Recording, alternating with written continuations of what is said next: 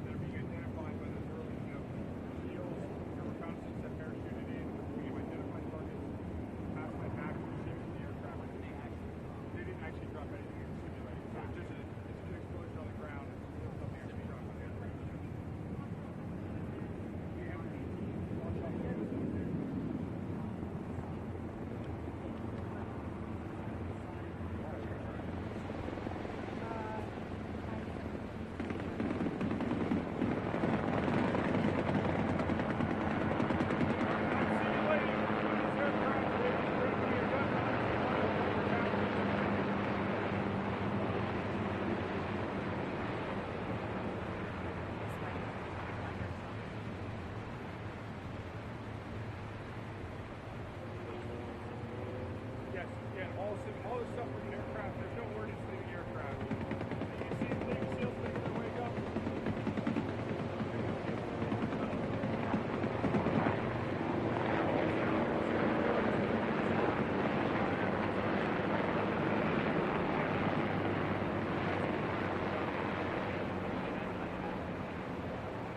Is that the Teddy Roosevelt out there? That is the box of the Teddy Roosevelt's further in the distance. If you look off to the left-hand side, the big ship, you can see the closest one. You can take about 5 fingers to the left of that. In the distance, you'll see the Teddy Roosevelt. She's about 10 to 12 nautical miles.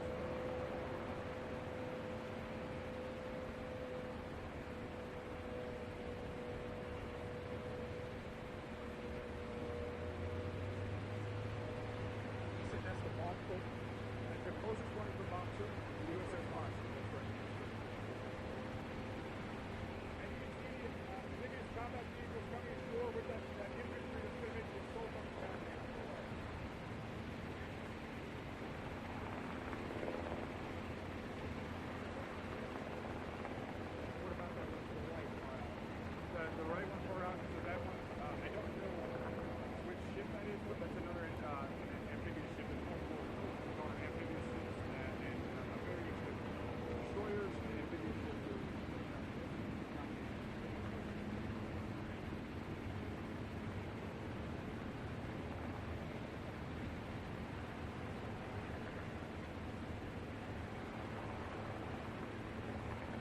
happening to your left here, the Marines are isolating the objective here in the ATVs, and they're going to dismount from the ATVs and they're clear through the town behind you.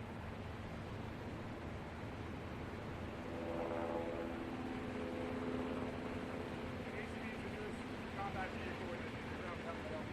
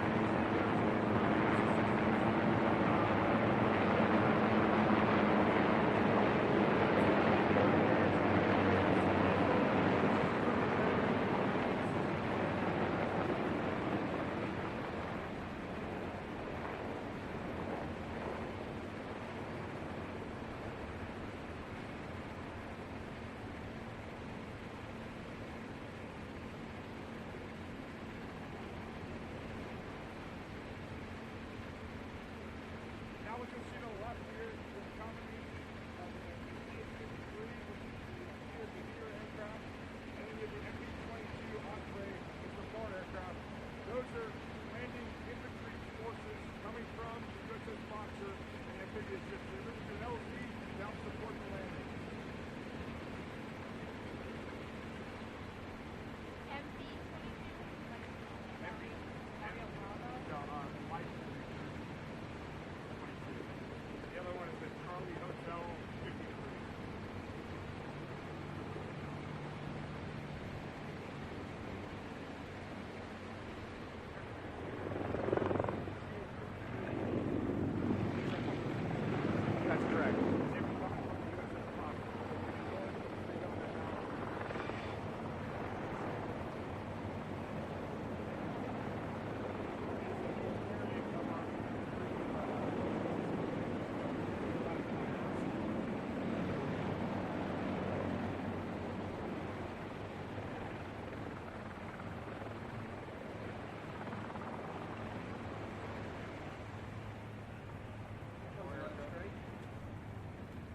Just so there's F-35s flying over here.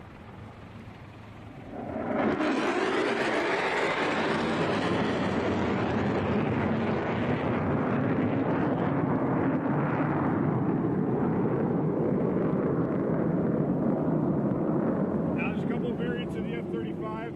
There's the F-35 Alpha that's flying off of the USS Teddy Roosevelt. And then there's the F-35 Bravo, which can take off and land vertically. So it doesn't need a runway, it can just go up and down.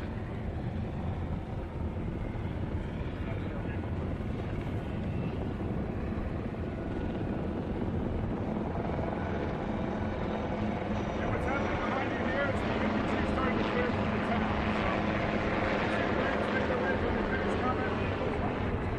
They're going to go here from south to north through the town.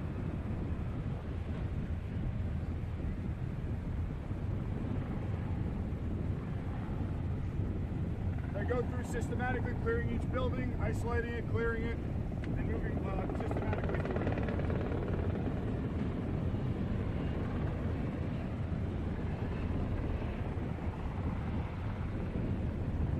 And to your left on the beach is that second wave of amphibious combat vehicles coming ashore, bringing additional mechanized infantry to the beach.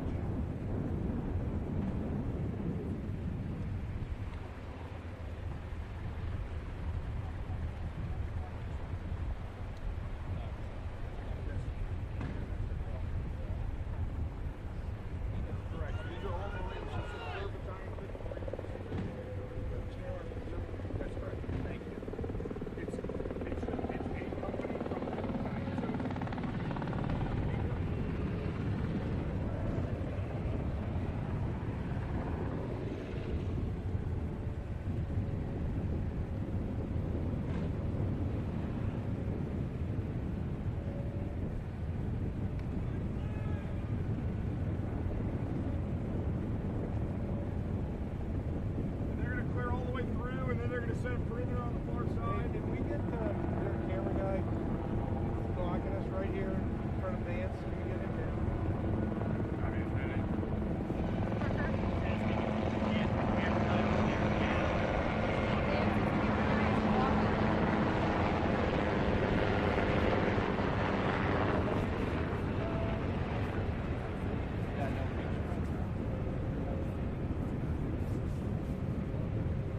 I got a really good shot of these camera guy. I know. I asked. Hard to grab it. Everything behind him. Yeah. And he was turning, I could see his face. Just the camera guy blocking. He can't have one. Yeah, thank you. Can't move. That's one of the Americans.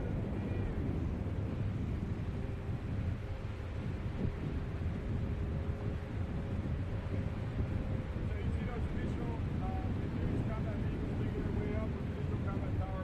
They're going to move to another objective further to the east of this town.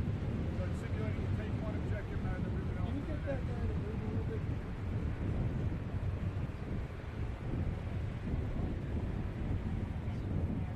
Thank you. These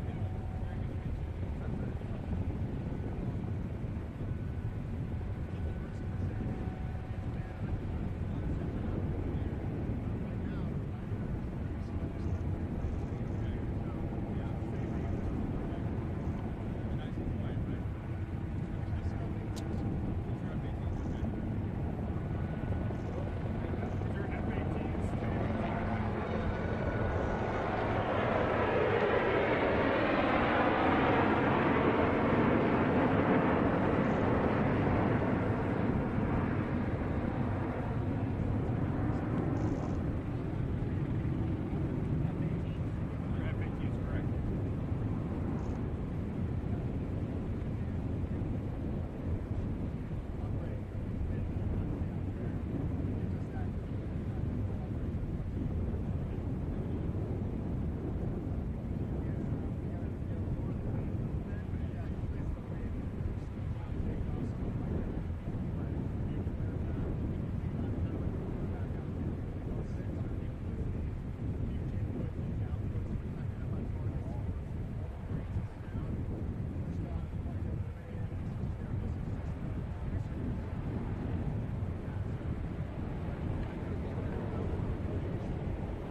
Do we know how? They finished dropping off their troops, now they're making their way back to the ship.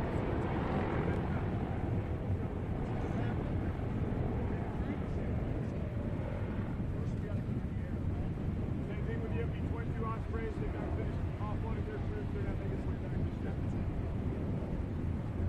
And what you see is the other helicopters are flying around, they're providing escort and security for those helicopters that are dropping troops because they don't have a lot of self-defense, so smaller helicopters flying around the edge will provide protection.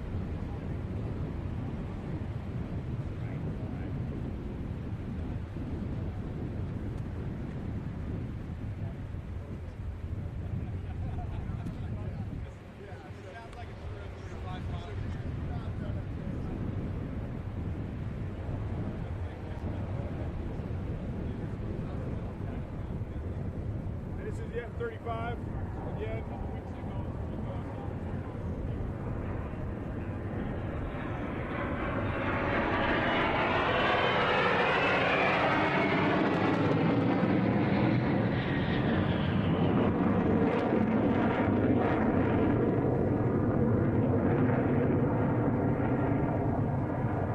what you see in the distance there on the horizon, there's 8x landing craft air cushion LCACs, they're common for the acronym there, and they're a ship-to-shore connector that brings combat imagery, a lot of combat towers to port. They actually glide over the water, they have a big air cushion. That was very helpful. Yeah. That was so helpful. Very, very rapid. So they're one of the fastest, it is the fastest ship Can I ask to you surface connector across the water. It's a great one tool of for the us to actual do. air If you're something like 20 knots miles out, you can make get stuff in there. So that wave is now coming in. They're going to bring additional combat towers to us. So once you get a foothold, you can bring a lot of your fires to there. So we have, I'll talk to some people who bring up there, but one of the newest ones are road down systems, anti-ship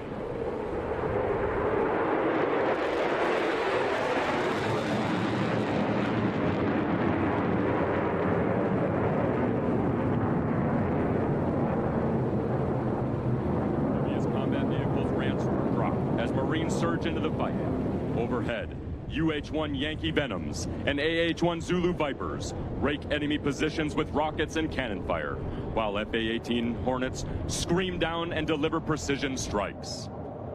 Targets shift and move, but there is no confusion. Every round, every bomb, every burst of fire is deconflicted with the Marines pressing forward on the ground. That discipline, that synchronization, comes from our Joint Terminal Attack Controllers. JTACs orchestrate the modern battlefield.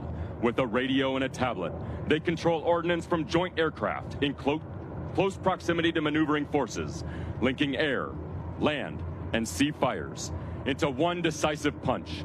And the Marine Corps doesn't just employ JTACs for ourselves. We provide them to the Joint Force, setting the standard for precision, integration, and battlefield control. With fires synchronized, the battalion landing team presses into the objective area. Squads pushing through breach points, clearing house by house, street by street. Every corner secured, every building taken, until the objective is seized.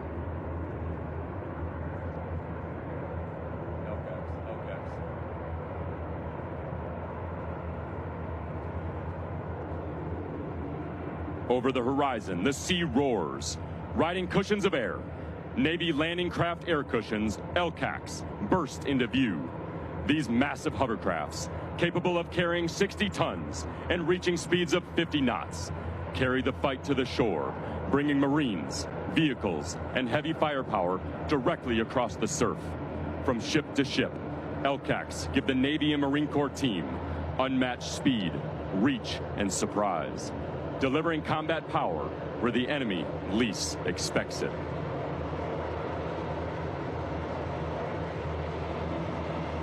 The Navy does more than bring Marines to the fight.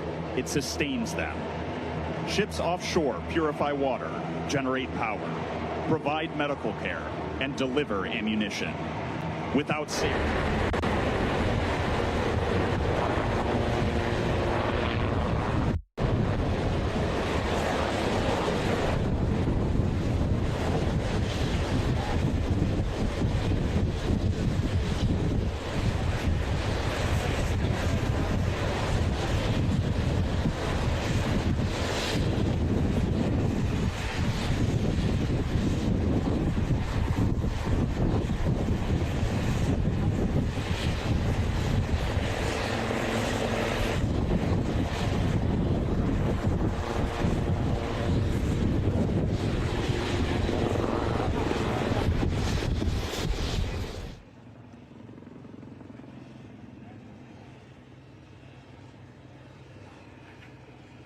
the logistics combat element surging supplies ashore is comprised of the Combat Logistics Battalion personnel and equipment designed to support and sustain the MU for up to 15 days in an austere environment. The logistics combat element also provides service support that includes postal, medical, dental, supply, explosives ordnance disposal, fuels, and more. They accomplish this with just 300 Marines and sailors.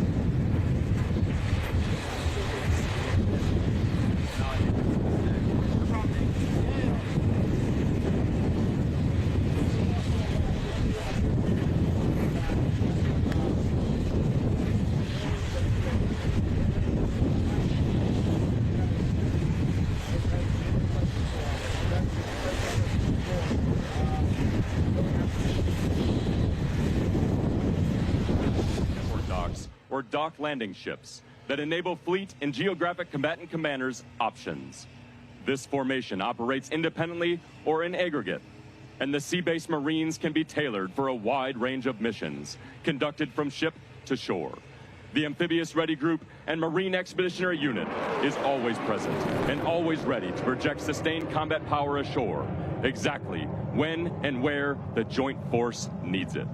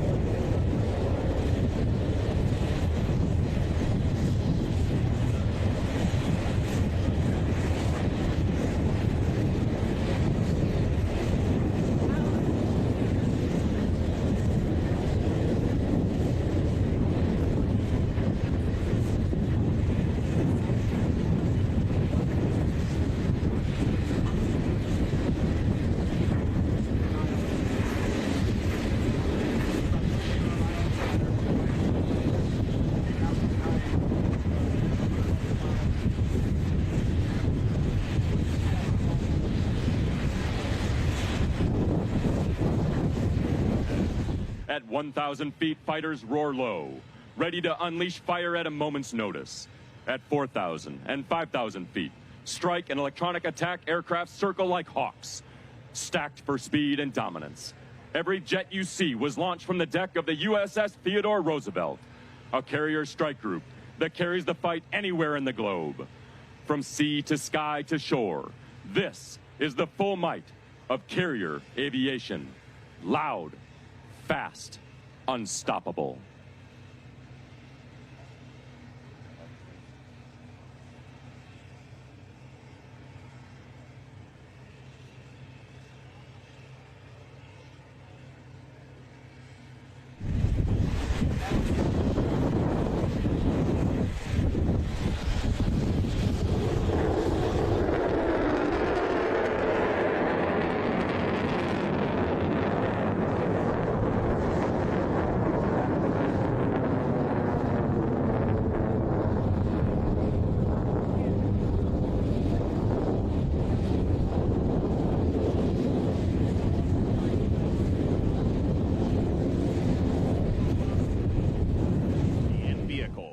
Light armored reconnaissance pushes inland, striking quickly and generating tempo. The Nemesis, light armored vehicles, M777s, and HIMARS rocket launchers deploy onto the sand, delivering armor and long-range precision dominance straight from the sea to the shore. The Nemesis is a ground-based offensive anti-ship capability that contributes to the fleet's ability to achieve sea control, sea denial, and defense against maritime threats. Nemesis allows Marines to support the surrounding naval forces by countering surface threats without reliance on traditional naval platforms. The remotely operated capability of the Nemesis enables a smaller, more expeditionary deployable capability. Partnered with remote firing positions, it increases survivability on the battlefield and enhances operations for forward deployed forces.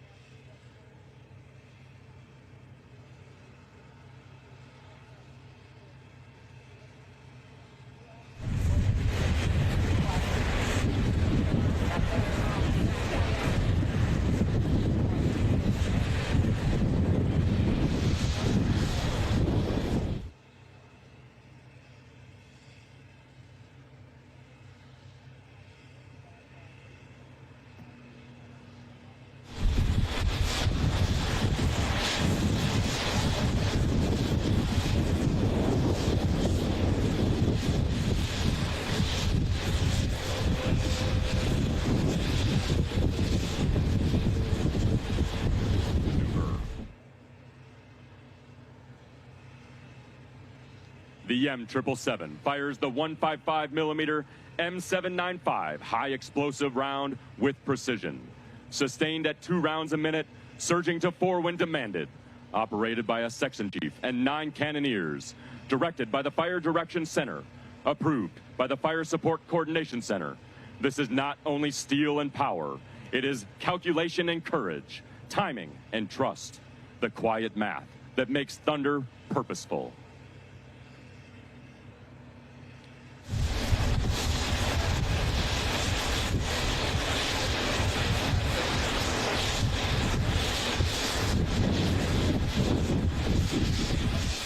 The Fire Direction Officer and Ops Chief run the numbers. Data is verified, and the Fire Command is sent to the gun line. The crew moves like a single organism. One shoulders the high explosive shell. Another sets the point detonating fuse. Finally, the charge is added. Breech closed, tube elevated. The battery is ready. Then, silence.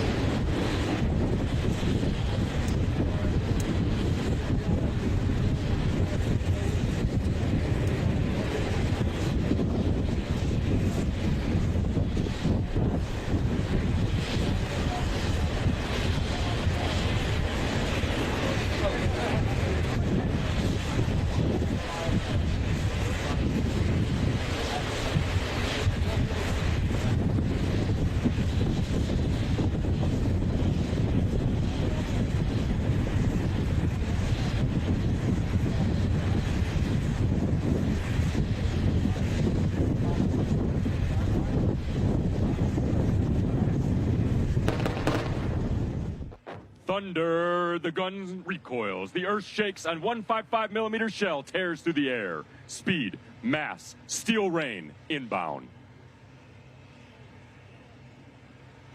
Corrections flow. The crew repeats, the rhythm builds. 1, 2, a metrodome of steel. Fire, sustained, pressure unrelenting. Motor T waits with fuel and trucks.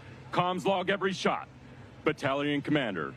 XO, gunnery sergeant, first sergeant, eyes sharp, watching the battlefield transform.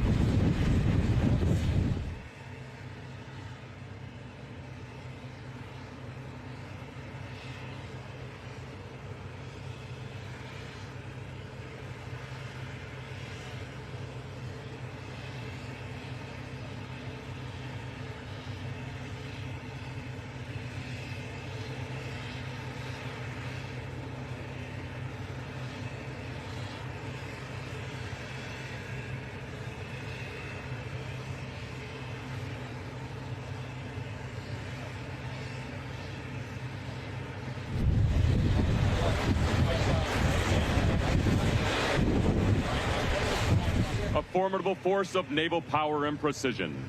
As it sails into position to support a dynamic amphibious assault, the Carrier Strike Group represents the pinnacle of maritime capability, seamlessly integrating air, surface, and subsurface assets to project power and ensure dominance across the battle space. At the heart of the strike group is the aircraft carrier, a floating fortress of innovation and strength, serving as the centerpiece of naval aviation. The Carrier Strike Group stands ready to support the amphibious assault, demonstrating the unmatched capability of the United States Navy and the United States Marine Corps team.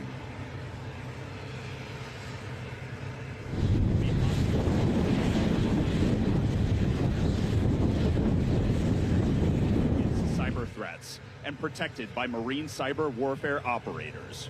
This seamless flow of data ensures Marines never fight blind.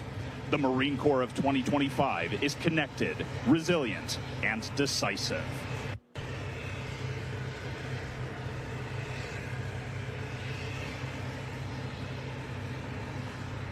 This choreography of warfare is directed by the Marine Expeditionary Unit Command Element. The command element, comprised of approximately 200 Marines and sailors, is led by the Marine Expeditionary Unit Commander and supporting staff. They exercise command and control over the Aviation Combat Element, the Ground Combat Element, and Logistics Combat Element. They have special detachments like Signals Intelligence, Counterintelligence, Civil Affairs, Communication Strategy and Operations, and Reconnaissance. From flintlocks to fifth-generation fighters, from wooden decks to steel carriers, the Navy and Marine Corps continuously evolve, but their fighting spirit endures. The message is simple. The Navy and Marine Corps team is ready. Ready to deter, ready to fight, ready to defend the homeland. The amphibious ready groups and Marine expeditionary units give our nation's leaders flexible, forward-deployed options that are sovereign, scalable, ready, and in position when it matters most. These formations respond in hours, not weeks, without relying on access, basing, or overflight permissions. Their presence alone can deny adversaries the decision space they crave, shape the battle space, and introduce doubt before the first shot is even fired. For 2.5 centuries, Marines have stormed beaches, fought in jungles, deserts, and cities, and carried our nation's colors with honor. At Belleau Wood, Marines earned the name Devil Dogs. On Iwo Jima, Marines raised the flag seen around the world. In Fallujah, Marines fought block by block to bring stability in chaos. What you see today is that same spirit, sharpened by modern technology, amplified by our brothers and sisters in the Navy, and carried forward by the Marines of 2025.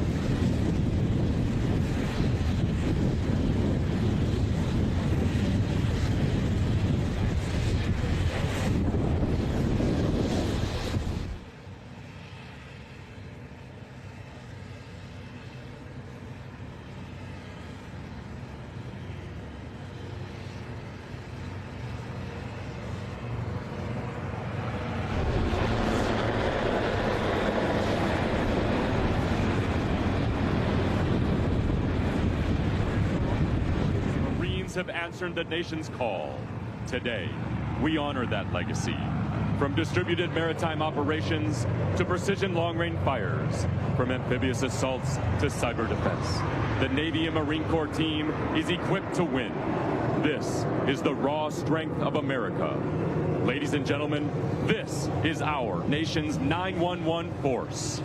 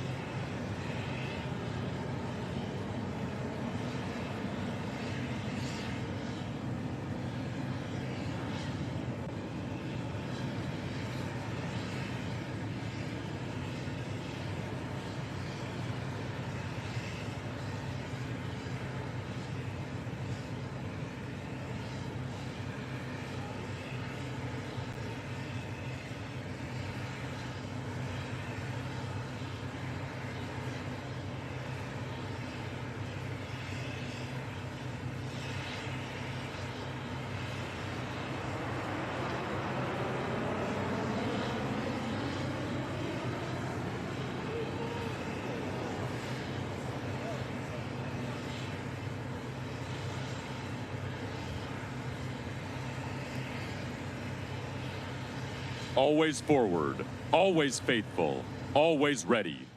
Ladies and gentlemen, your United States Navy and United States Marine Corps.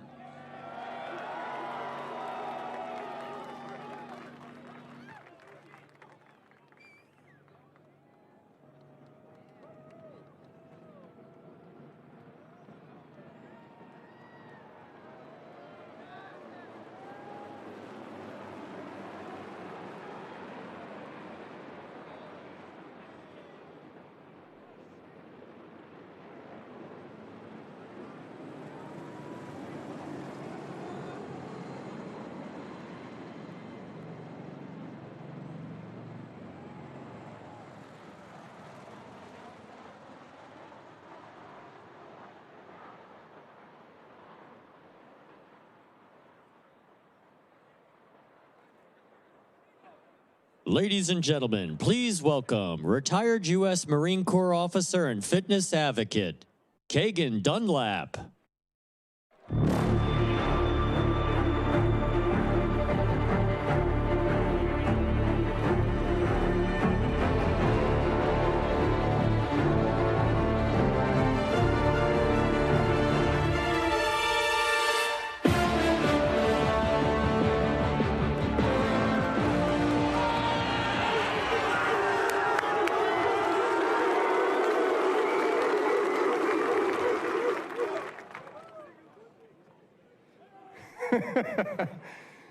Look familiar? Scenes like these are happening all over the planet right now. You could be next. That is, unless you make the most important decision of your life. Prove to yourself that you have the strength and the courage to be free. Join the Marines.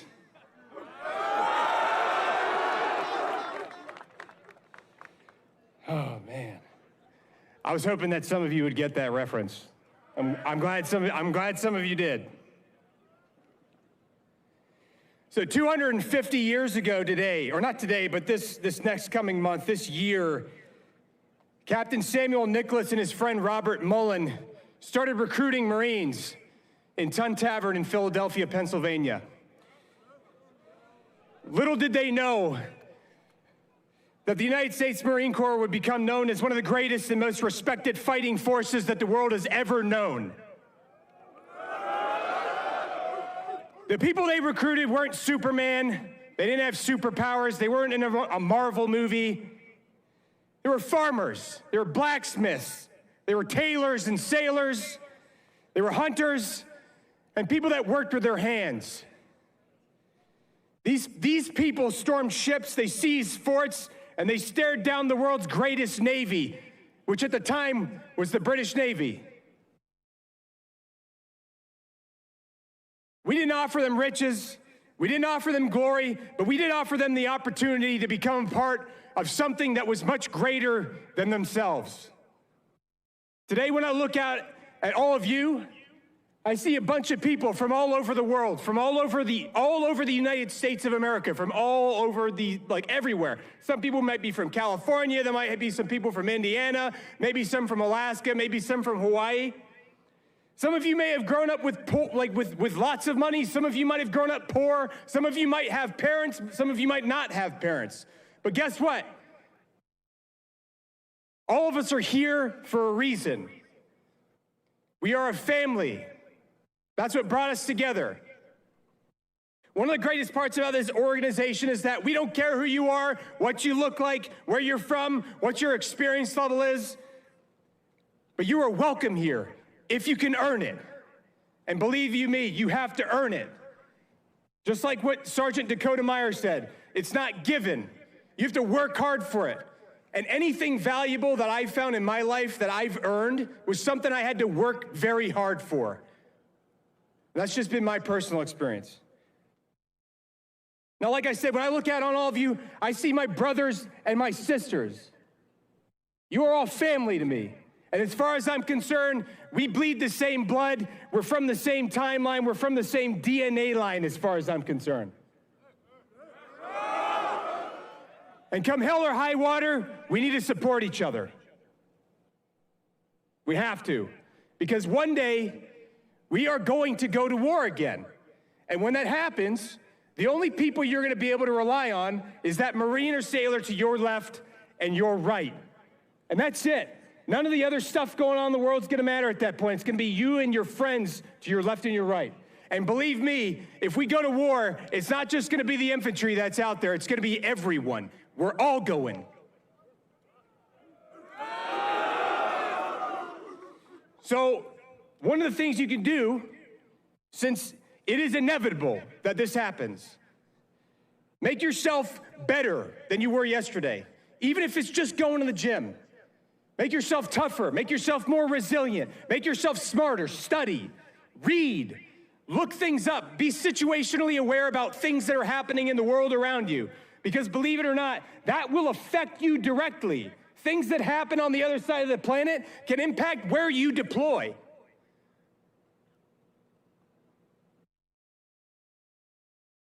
Now, 250 years is not an accident, all right? The reason we're here is not because America needs us, right? Because the Army can do everything that the Marine Corps can do, right? They have all the same capabilities. The Army even has ships. Did you know that? I didn't know that for the longest time. I didn't realize the Army had ships, but they do. But the reason we exist is not because America needs us, it's because they want us. I don't know if you guys noticed, but recently, the other day, when Secretary Hegseth was speaking to all of the generals of the entire United States military, one of the things he was talking about was instituting a new fitness test for all of the other branches. I don't know if you guys remember that? Who do you think that he got that idea from? I'm just saying, we've been running 2 fitness tests for a long time, have we not? We run a combat fitness test and we run a physical fitness test every year, do we not? You hear a lot of people talking about standards. Well, we set that standard. At least in my mind, the way I perceive that is that we set a standard that other people saw and they're like, you know what, I really like that. Maybe we should try that with other people too. Obviously, it's been impactful, it's been effective with the Marine Corps. I bet it could work with other branches too. Let's try it out. You know how the best way you can affect change is? The best way you can affect change or influence people is by setting the example. If you want to impress upon other people to be physically fit yourself. If you want to impress upon other people to go shooting and get out and learn stuff about the country they live in, do it yourself too. You got to lead by example. That's the best way that you can convince other people that that's the right way to do business. All right? And it's going to be hard sometimes.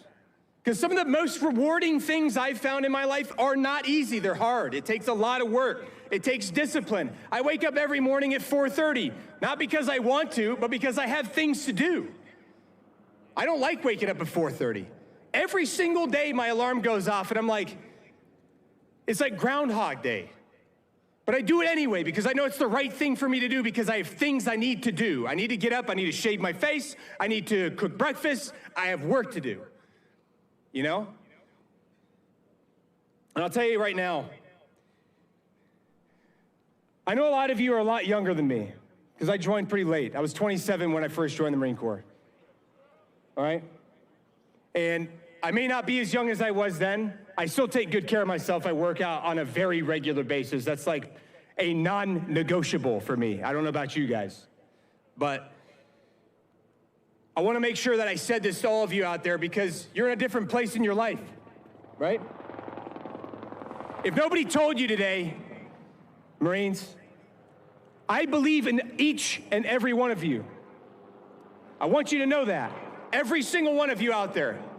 I believe in your ability to carry out the mission. I believe in your ability to defend and support the Constitution of the United States. And I believe in your ability to protect and defend the American people.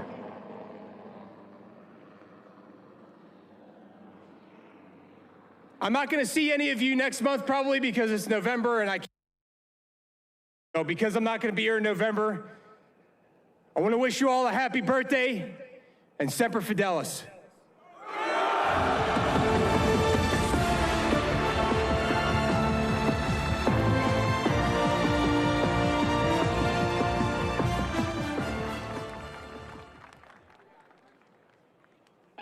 Ladies and gentlemen, please welcome former Force Recon Marine and best-selling author, Chad Robichaux.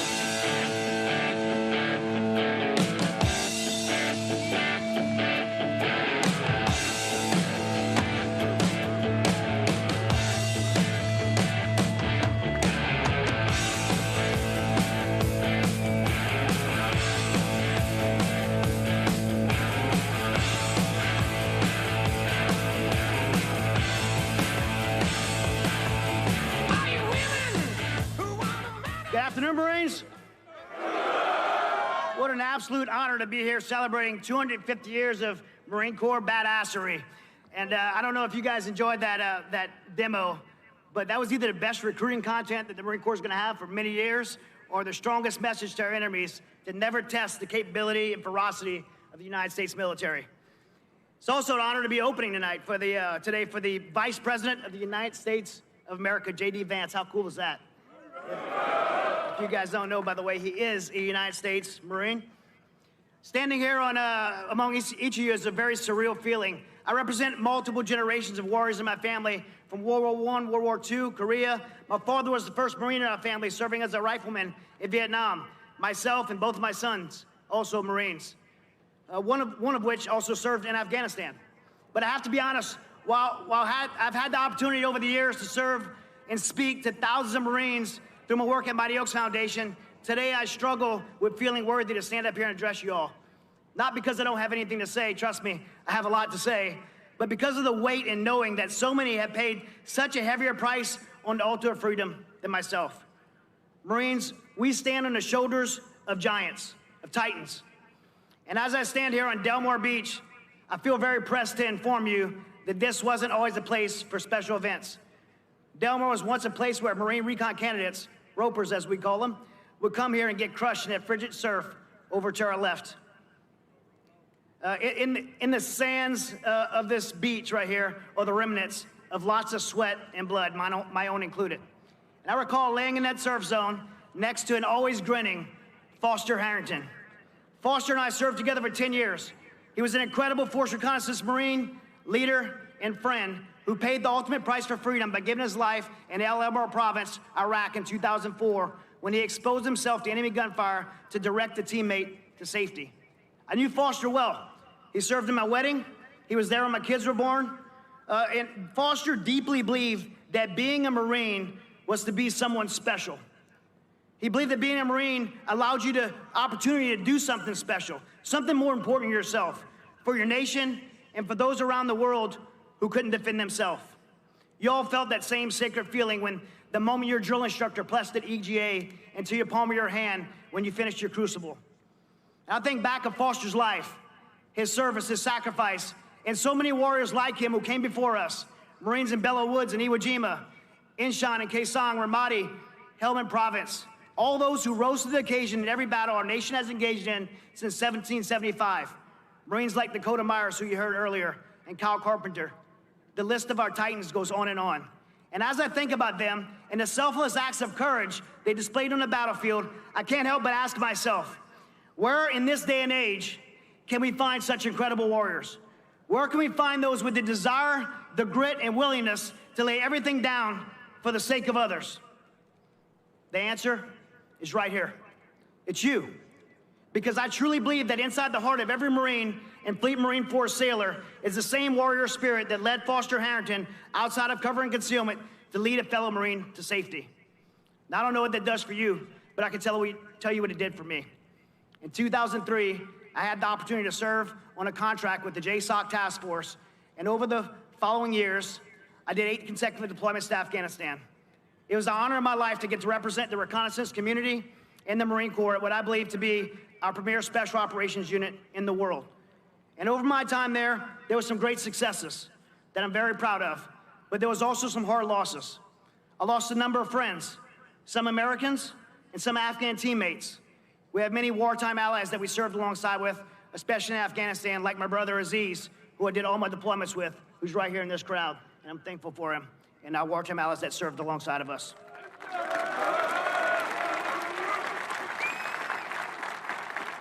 Like many warriors before us, I came home and struggled with many of the same experiences. I dealt with debilitating panic attacks, anxiety, depression, and it almost cost me everything, to include my family and a personal battle with becoming another veteran suicide statistic. There were a lot of things that played a role in my recovery. Friends, family, getting active again, but nothing was more profound than the restoration of my faith and committing my life to Jesus. The Marine Corps calls this our spiritual pillar, and is the foundation of our pillars of resiliency. And through that decision, I found restoration, I found hope, and I found purpose.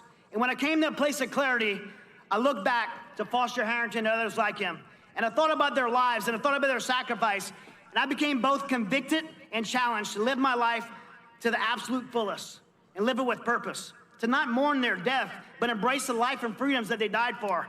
That's part of being here with you today. Passing on the lessons from one generation of Marines to the next, 250 years in and still going. Life as a Marine is hard, but being a Marine is special because it is hard. And as a Marine, you will be asked to do hard things. But when it gets hard, you can always look back and remember those who came before you.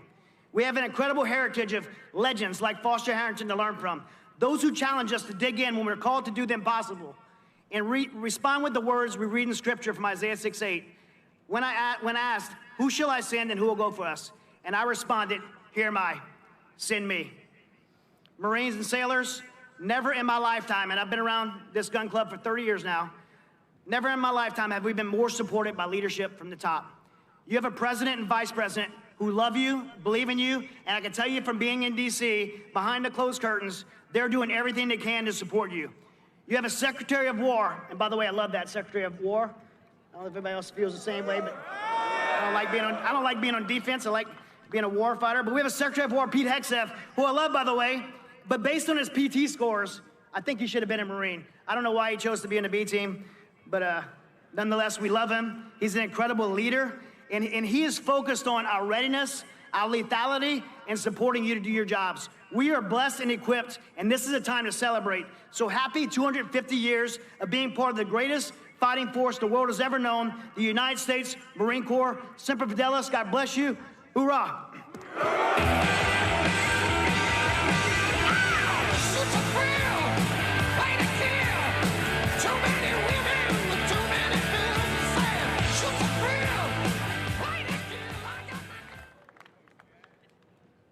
You can only pick one branch. Which one are you taking? Marine Corps.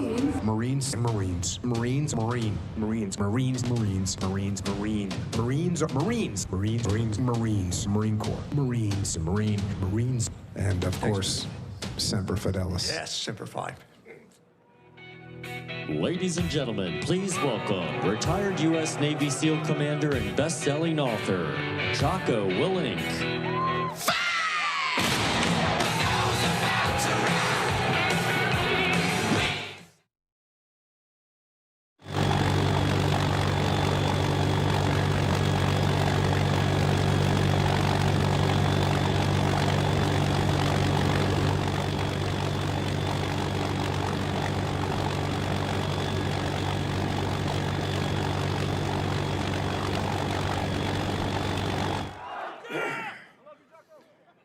All right, Marines, I want to let you know that I consider you to be my brothers. And I want to tell you why that is. First of all, it's because I grew up in the SEAL teams down in Coronado, and we came up here and worked with Marines all the time throughout my career. I did workups right here at Camp Pendleton, did hydrographic reconnaissance on Red Beach. Yeah, hiked up Las Pulgas Canyon, launched boats out of the Del Mar Boat Basin, get some. And working with the Marines back then, that's when I first learned about the professionalism and the expertise of the Marine Corps. But when the war started, I had the honor of seeing Marines in action, real action. Specifically for me, in the Battle of Ramadi in 2006, fighting alongside 3-8, 1-6, Anglico, I saw with my own eyes the glory that is the Marine Corps. Now, it was the 3-8 Marines, Lima Company, that showed us the ropes when we got to Ramadi. They taught us the tactics that they were using. They briefed us on how the enemy fought. They took us on patrols to familiarize us with the AO. We also learned from Kilo Company, that was down at the Gov Center, where they were fighting daily gun battles with insurgents. And there is no doubt that the lessons that we learned from those Marines made us more lethal and kept us alive. But it's not only what they taught us. On many occasions, Marines aggressively answered the call and provided QRF and fire support that crushed the enemy and got my SEALs out of some pretty rough spots. And we, in the SEAL teams, will never forget that. We also conducted countless operations with Anglico. We patrolled streets with them. We cleared buildings with them. We set up sniper overwatch positions with them. And they were outstanding Marines in every respect. But this was a tough deployment. Soldiers and Marines were wounded and killed in Ramadi every day. We were fighting against a demonic and determined enemy. An enemy with no rules of engagement, no respect for the civilian populace, and no value for human life. And one day, after some of my SEALs turned over a rooftop position to our Anglico brothers, one of those men, Corporal Chris Leon, who was a complete stud of a Marine, he was shot and killed by a single wretched enemy bullet. And Chris Leon was the first Anglico Marine that was killed in Iraq, and he died doing his duty, scanning for the enemy and protecting the troops on the streets below.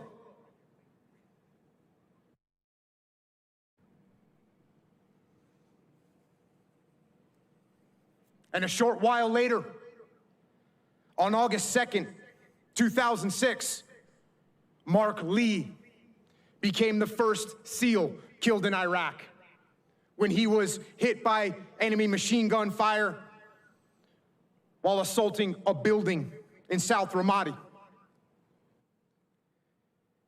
And later that evening, on August 2nd, we mustered at the airfield on Camp Ramadi to send Mark home on his final flight back to America. And when we got there, we discovered that he would not be alone on that journey. Because earlier that same morning, Corporal Joe Thompson, 4th Platoon, Lima Company, 3-8 Marines, one of the outstanding Marines who had taught us how to effectively fight this battle, he was killed by an IED while he was on patrol in North Ramadi. So, we, SEALs and Marine, together, bonded by blood as brothers, we stood side by side and loaded those two fallen warriors onto a Marine Corps CH-46 for their last flight home. And many more brave souls made the ultimate sacrifice on that brutal battlefield.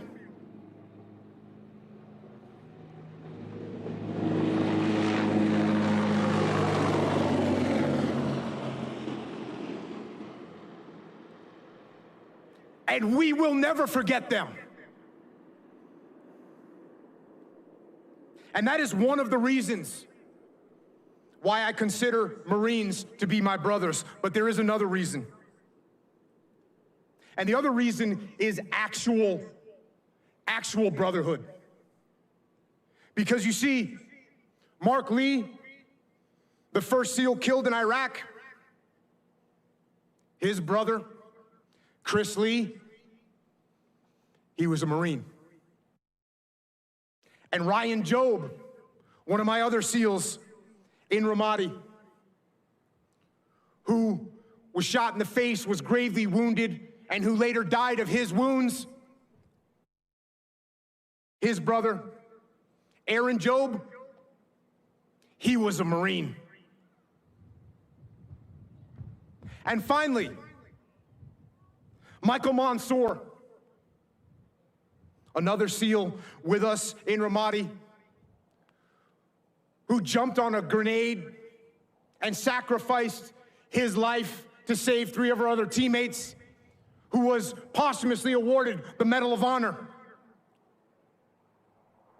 Well, Mikey Mansour's father, George, was a Marine who served in Vietnam. And Mikey's 2 brothers, both of his brothers, Joe and Jim, they're also Marines. And that is why it is an honor to be here today. That is why it is an honor to call you all my brothers. And that is also why I know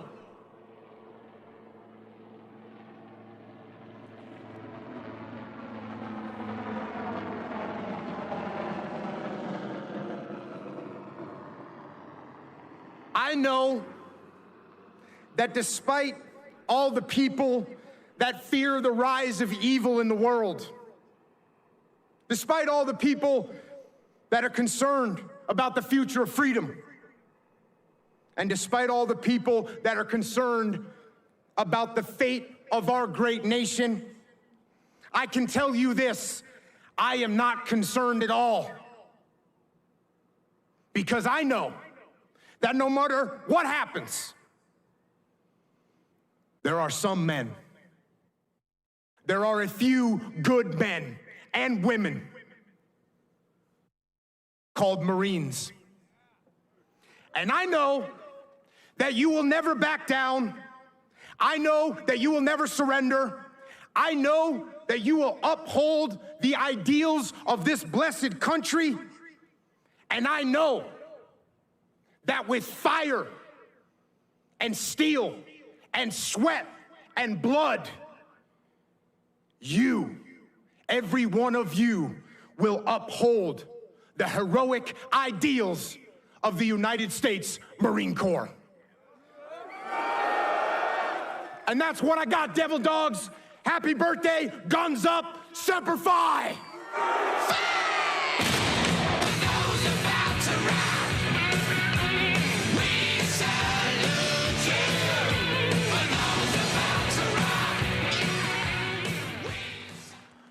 Ladies and gentlemen, please direct your attention to the video screens for the world premiere and exclusive release of the full 250th birthday message from the 39th Commandant and 20th Sergeant Major of the United States Marine Corps.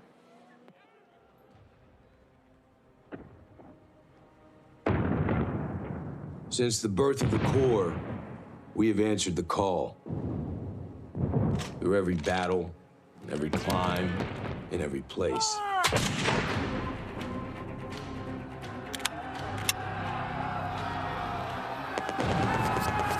No matter the odds, no matter the obstacle. We adapt, we overcome, and close with and destroy the enemy. We know the future will not be the same. But the one thing we know will always remain is the Marine.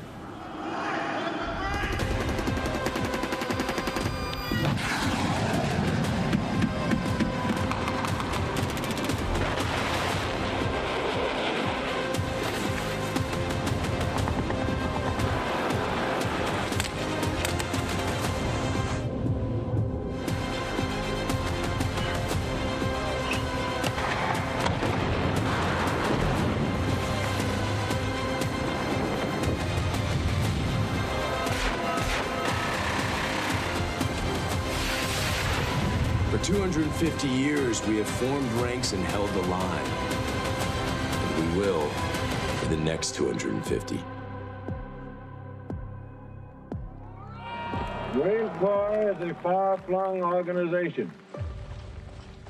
Detachments of Marines are serving in every Navy yard, naval station, and guarding every naval activity everywhere in the world. I visited a great many of those places. Everywhere I heard expressions of goodwill towards the Marines. Everywhere I observed the friendly relations existing between the people and the Marines. For 2.5 centuries, we have shouldered the responsibility of freedom on behalf of our nation. Every battle fought and every sacrifice made has been etched into our legacy. We're Marines. We always find a way to work things out. No matter what happens anywhere, we can make something happen that'll turn the tide of battle.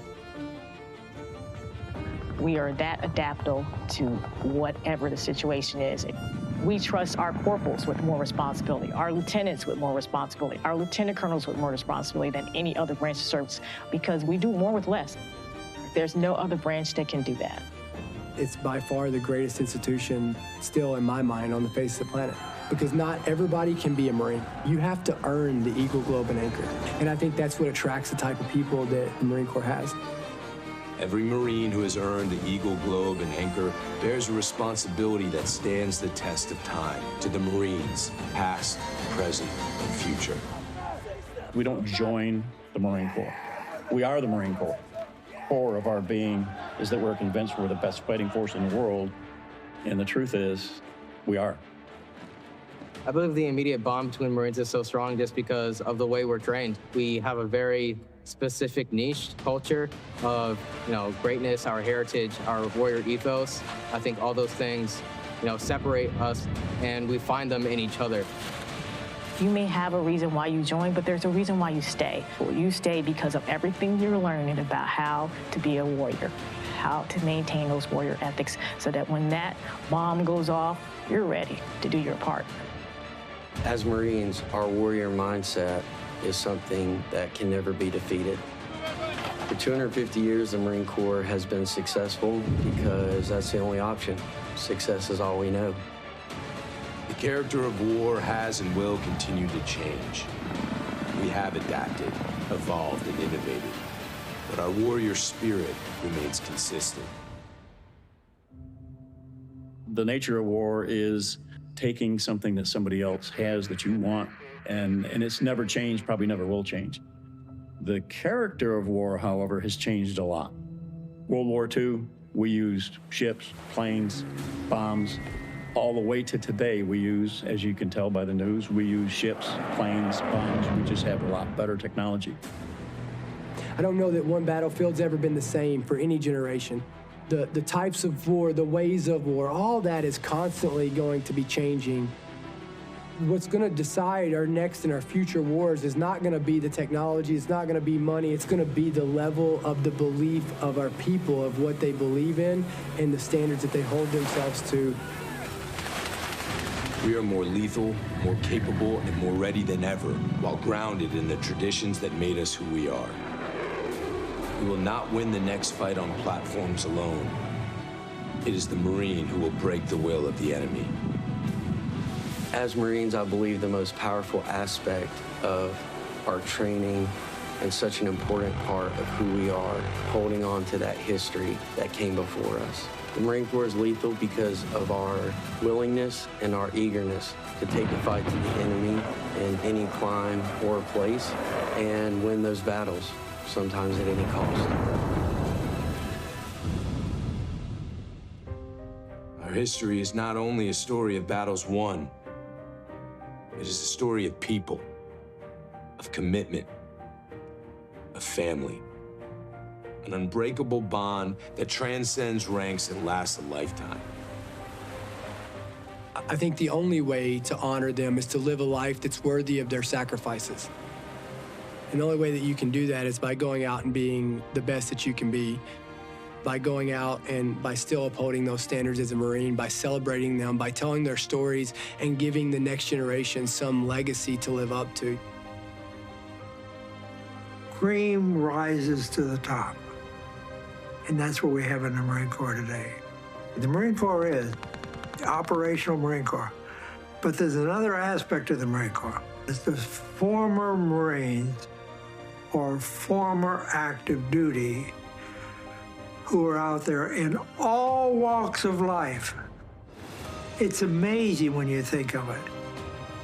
Being in service was a privilege. It was the best time of our lives, but it was a sacrifice.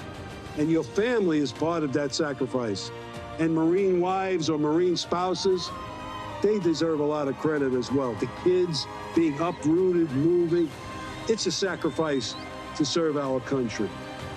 Without the support of their loved ones and their immediate family, it's hard for them to complete their job. So again, it's so important for military families and Marine Corps families to understand that their role and the role that they play in supporting their loved one while serving is just as important. For 250 years, we have proven there is no better friend and no worse enemy than a U.S. Marine. For those people who wish evil upon the greater good, David Bellavia said it best, somebody else will raise your children. To the enemies of our nation, don't get comfortable. Whether you're in the air, at sea, or on the ground. We adapt. We always have, and we always will. If it comes down to one-on-one, mano a mano, and you turn us loose, I can promise you this, you're not going to survive.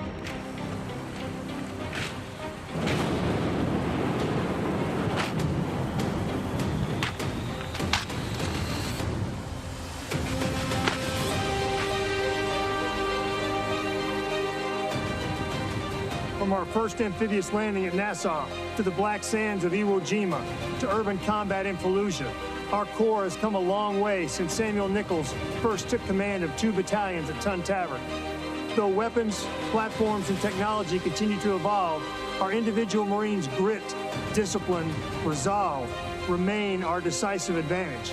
For 2.5 centuries, Marines have preserved our legacy as America's premier expeditionary force because we are forward, ready, and lethal. From the moment a Marine earns their Eagle Globe and Anchor, they inherit a rich tradition of honor, courage, and commitment, a legacy that is etched on our souls forever. Our history is one of winning our nation's battle, and make no mistake, we will be called to fight again. We will be ready, and we will win. Since our foundation, we have fought in every climb and place, upholding our oath and preserving who we are, the few and the proud. But we cannot break stride. We must continue to train for the next fight, because victory will go to those who seize the initiative, impose their will, and never yield.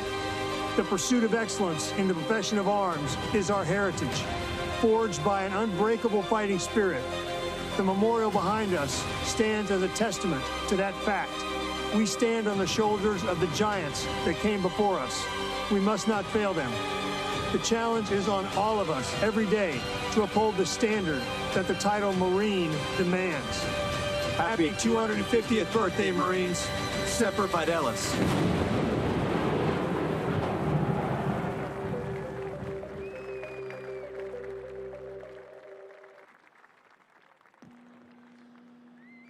Ladies and gentlemen, at this time, we would like to acknowledge the exceptional leadership, dedication, and unwavering support provided by Lieutenant General Christian F. Wortman, Commanding General, 1st Marine Expeditionary Force, Vice Admiral John F. Wade, Commander, U.S. 3rd Fleet, and Brigadier General Michael R. Nakanizi, Deputy Commanding General, 1st Marine Expeditionary Force. Today's demonstration of military might and the grit shown by the Marines and sailors participating is a direct result of your leadership, expertise, and steadfast devotion to mission success. The scope of your accomplishment here is unprecedented in this century. The American people can take comfort in our military's readiness to defend the homeland and our nation's interest abroad.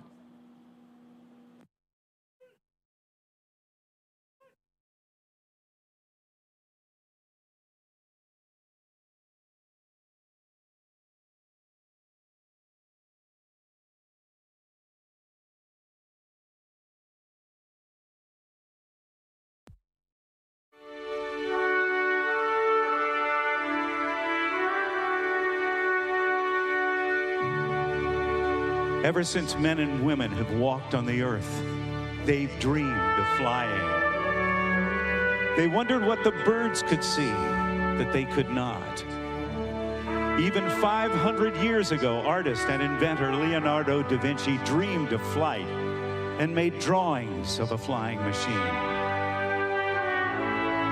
But it wasn't until 1903 that two brothers from Dayton, Ohio, Wilbur and Orville Wright, built a powered aeroplane and overcame gravity and taught the world to fly.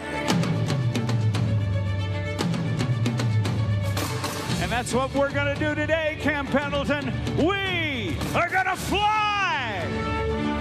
Good afternoon, ladies and gentlemen, and boys and girls. The 2025 Beach Blast is about to begin. In the next few hours, you're going to see the Navy's precision parachute team, the Leapfrogs. You'll get a close look at the Navy's F-35C Lightning II, the Navy's first stealth fighter. We'll see the EA-18G Growler electronic warfare aircraft. We're going to see one of the most unique aircraft in the world, the tilt rotor, the MB-22 Osprey. We'll see a flag presentation flyby, and also we'll see the Marines' own F-35 Lightning II right here at the beach at Camp Pendleton. Come on, Marines, let's get some noise going. All of this in the air as we celebrate, as we aviate, and as we commemorate. It's a great day to wave the flag as we celebrate this 250th birthday of the Navy and Marine Corps. Ladies and gentlemen, the 2025 Beach Blast starts now. Hello, everybody. I'm Rob Ryder. I'm from Cincinnati, Ohio, and I am deeply honored to be able to bring you the action this afternoon here at the Beach Blast. In a moment, we're going to see, coming overhead, the U.S. Navy Leapfrogs. They are the precision parachute team of the United States Navy, all Navy SEALs. And we're going to get a close look at two versions of the United States military's Joint Strike Fighter, the F-35 Lightning II, the C model representing the United States Navy, and the B model that has replaced the AV-8B Harrier II is the Navy's premier, as the Marine Corps' premier short takeoff and vertical landing aircraft. Shortly, if you will look off to your right, you will see a C-130 Hercules from the United States Navy. And aboard are the members of the Leapfrogs. They will be jumping from about 6,000 feet. As they exit the aircraft, they will reach terminal velocity, 120 miles per hour, high and to your right. Just to the north of center point here at the show, there's that C-130. The C-130 Hercules has been around since the mid-1950s and continues to serve our United States military today and the militaries of a number of different countries around the world. Over 2,500 have been built, and they are still coming off the production line new at Lockheed Martin's Marietta, Georgia production facility. Jumpers are away.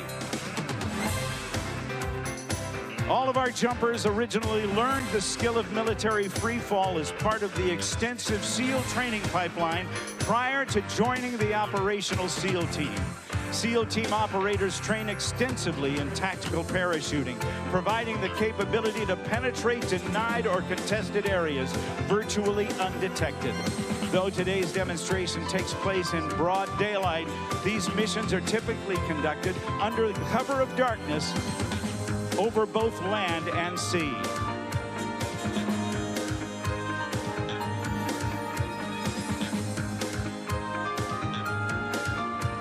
If you will look carefully, high and above, on the right, 3 parachutists have come together. It's a 3-stack. This daring maneuver begins at approximately 2,500 feet. They will fly their open parachutes into each other. They stacked their canopies vertically. The bottom SEAL then climbs up his teammate's legs, locking legs together and flipping his parachute upside down. This display of teamwork and precision requires the bottom 2 SEALs to hold the formation together with their legs while the top SEAL navigates them to the drop zone. When they reach about 800 feet, the pilot will release, allowing the 2 lower parachutists to separate and accelerate toward the ground at 50 miles per hour before releasing their legs at just 400 feet above the drop zone. You can see that one of the jumpers is upside down, almost directly overhead.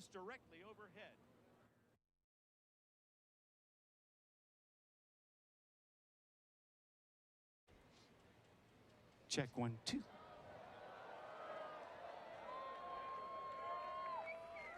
Now, ladies and gentlemen, high and above, the 2 jumpers are now in a down plane with the American flag.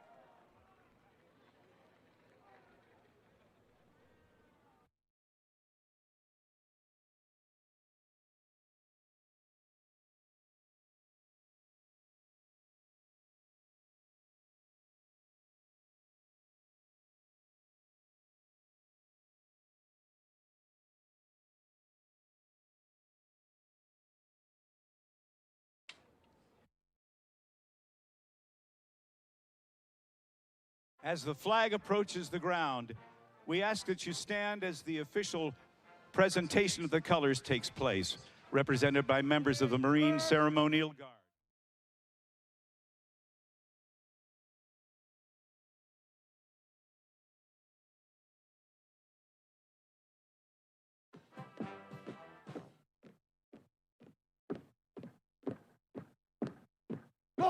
As the flag approaches the ground, we ask that you stand as the official.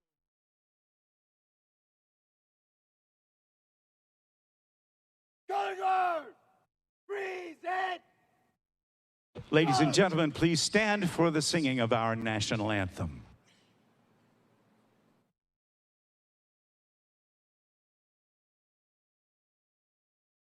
Oh, say, can you see by the dawn's early light what so proudly we hailed at the twilight's last gleaming, whose broad stripes and bright stars through the perilous fight o'er the ramparts we watched were so gallantly streaming, and the rocket's red glare, the bombs bursting in air, gave proof through the night that our flag was still there. Oh, say does that star-spangled banner yet wave o'er the land of the free and the home of the brave?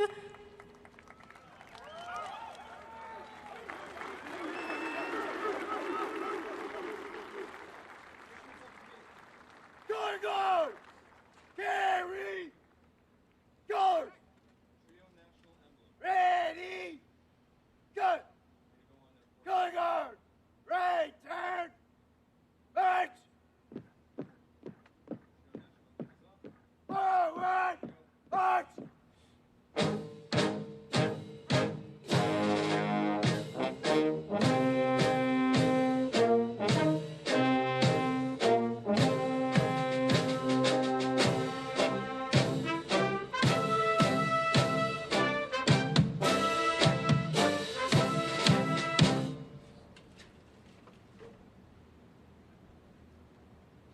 Hurry!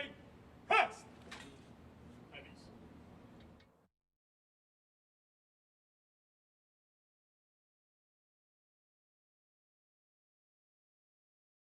Ladies and gentlemen, please welcome the Chief of Naval Operations, Admiral Daryl Caudle.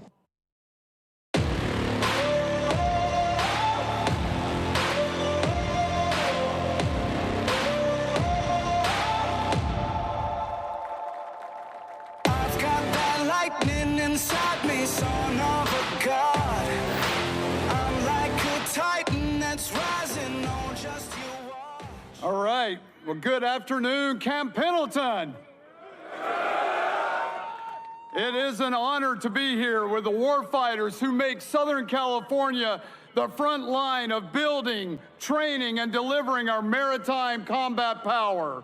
We just had a greatest opportunity ever, returning from a world life experience of exceptional amphibious demonstration off the coast. And let me tell you, your Navy Marine Corps team absolutely crushed it. Mr. Vice President, thank you for joining us today, witnessing firsthand the integrated strength of integrated sea power.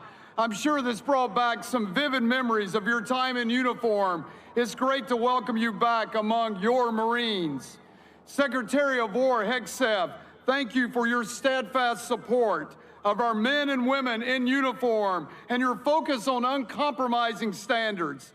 You continue to be a tireless champion of the warfighter and the ethos required to win in combat. Secretary Phelan, As always, sir, a pleasure to be your wingman. Thank you for your leadership and partnership. From robust ship-to-shore operations to close-in air support to seamless handoffs between blue and green forces, what we witnessed today was not just a demo, but a textbook execution of integrated all-domain warfare.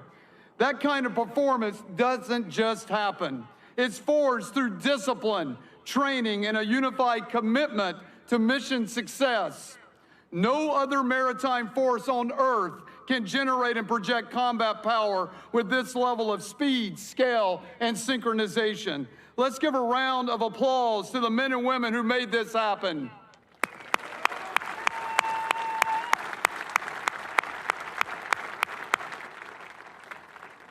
As your Chief of Naval Operations, I couldn't be more proud to represent this extraordinary team. You embody what it means to be forward, focused, and lethal.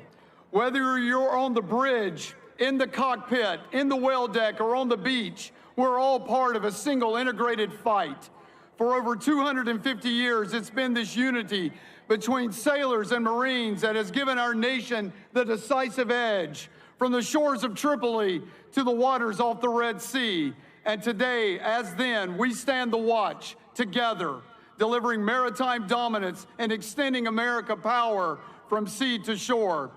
In January, the President gave us a clear charge: defend the homeland, deter aggression, project strength through an all-domain integrated force. And that's exactly what we've been doing day in and day out. Across every ocean and every contested region, our Navy Marine Corps team is leading from the front, reassuring allies, restoring deterrence, and responding with precision and resolve when called. And you have just shown the world that American sea power is not just a concept, it's an unmatched capability. And you, all of you, our sailors and Marines, are the competitive edge, the enduring advantage that no adversary can match. Today, we were able to get a glimpse into why the Navy and Marine Corps team operates as a joint force all to itself. You showcase why our amphibious forces remain vital to winning future conflicts. And this is just the beginning of what we can become. We are the operational overmatch. Agile, persistent, and expeditionary, we bring unrivaled combat flexibility, delivering force and options from sea to the fight on our terms and on our timeline. I want to close by thanking all of you and your families for your service, your sacrifice, and your commitment. You make our team what it is. It is an honor to serve with you. Thank you, and Semper Fortis.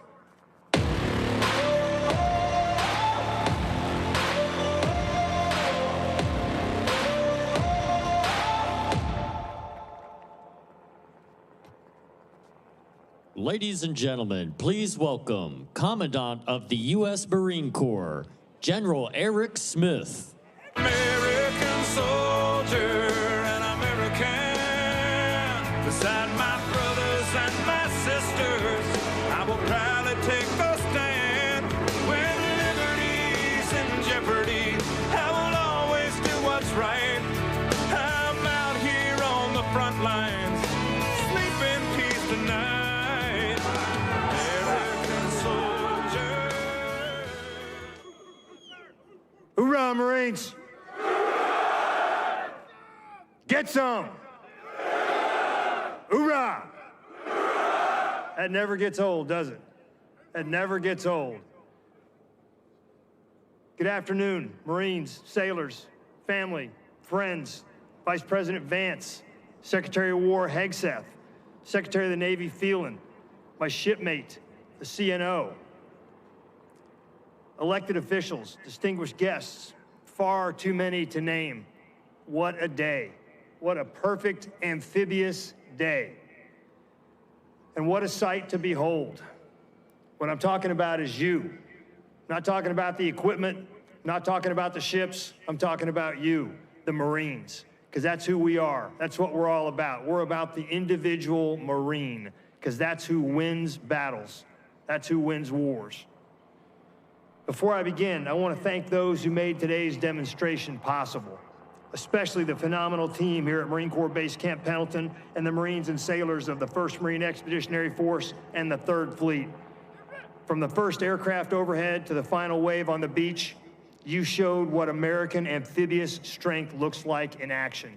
You do not want to be on the receiving end of that bunch of ass whooping. You do not. If you're an adversary, hoorah. If you're an adversary and you want to have your butt kicked, then mess with the Marine Corps, because we'll do it. We'll do it for you.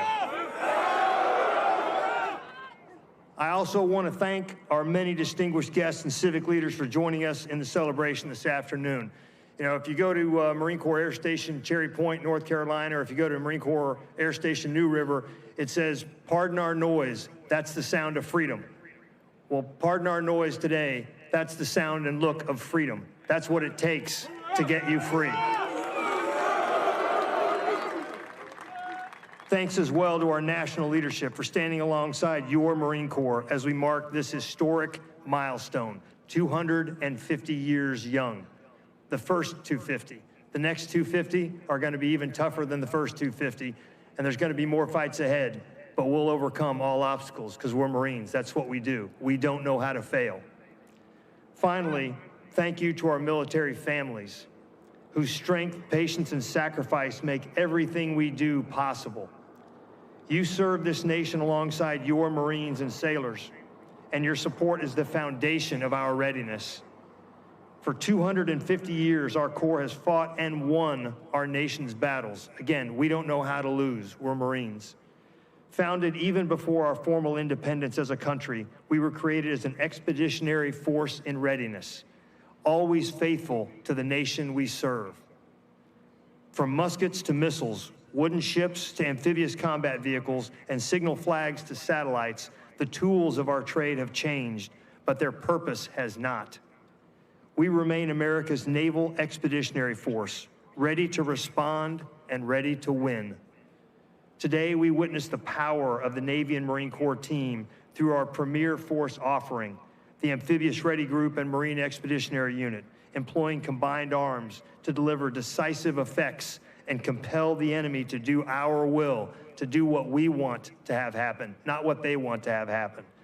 But none of what you saw, the precision fires, the air assault, the seamless integration of firepower, none of that means a thing without the Marine behind it, without the Marine behind his M4, without the Marine sitting in the vehicle, driving it, without the pilot flying the aircraft. It is all about the Marine. It's all about you. The strength of the MAGTF lies in its Marines. Their warrior ethos and core values strengthen us and sustain us during difficult times. It is the Marine, resolute beneath our nation's flag, who carries the day every time. Honor, courage, and commitment are the living code of a Corps that endures because of uncompromising standards. Standards that guide us in our purpose, unite us in battle, and bind us across generations.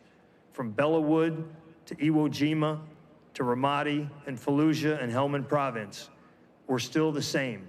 We're a Corps of Marines. We are a band of warriors dedicated to the defense of this nation. The Marines here today are cut from the same cloth as those who seized Tarawa, withstood the cold of Korea, and fought through the streets of Iraq and the mountains of Afghanistan. And the next fight is coming. Trust me, it's coming. Across battlefields, our character has never wavered, just as the nature of war, the clash of wills, the test of fortitude, the demand for discipline remains the same. To our Marines here today and around the world, I could not be more proud of you. Sergeant Major Ruiz and I have the easiest jobs in the Marine Corps. We get thanked every day, and yet you do all the work. Our jobs are easy. Your jobs are hard. We don't pay you enough. You don't have all the equipment that you need, but you still get the job done. Why? Because we're Marines. That's what we do. That's all we do. We do war fighting. We do America's war fighting. You remind us that our power is not found in steel or armaments, but in the faith we keep with one another. You are our most valuable asset. No modernized ship, vehicle, or weapon system can replace the sheer will, determination, or grit of a U.S. Marine. It is you who will close with and destroy the enemy. To locate, close with, and destroy the enemy, or repel the enemy's assault by fire and close combat. Close combat. That's what we do. It is you who will seize the objective and seize the day. It is you who will win our nation's battles. This is why I have absolute confidence in the future of our Corps, today, tomorrow, and for the next 250 years. When the next fight comes, and sadly it will come, Marines will be ready. Ready to fight, ready to win, because that is who we are. That is what we do. It is all that we do. We're warriors. That's all that we do. We are America's crisis response force. We're the 911 force.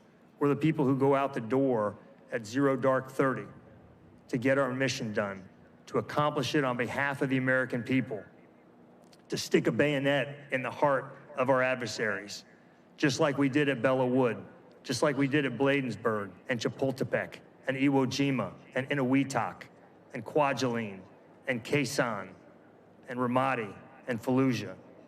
That is who we are as a Corps. Never forget that.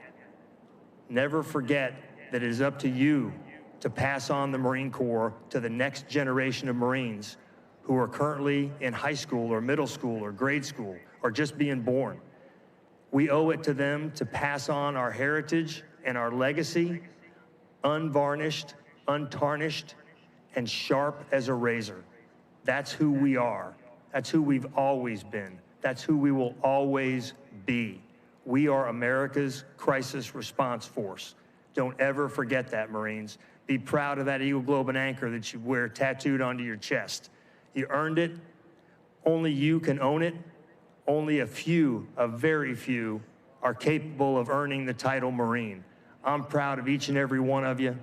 Thanks for being here today. Thanks for stepping up to serve when so many couldn't or wouldn't. Thanks for being Marines. Hoorah, Semper Fidelis. American soldier and American.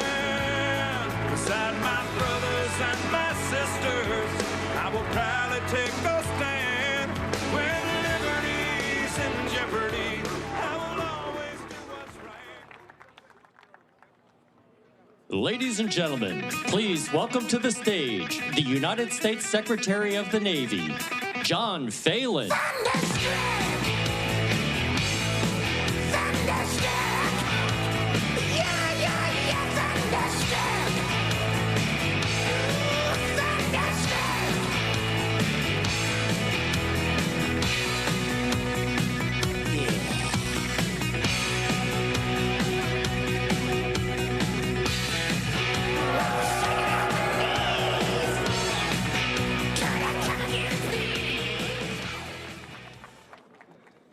Well, good afternoon, everyone.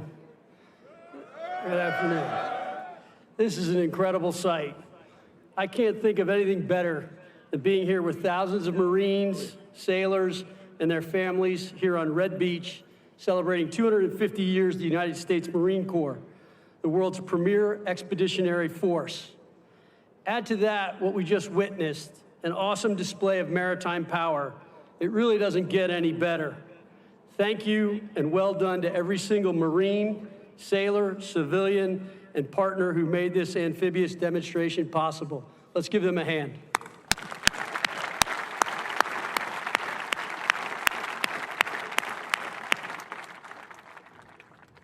On behalf of President Trump and the Department of the Navy, I want to thank every Marine and sailor across the globe for standing in defense of our nation with honor, courage, and commitment.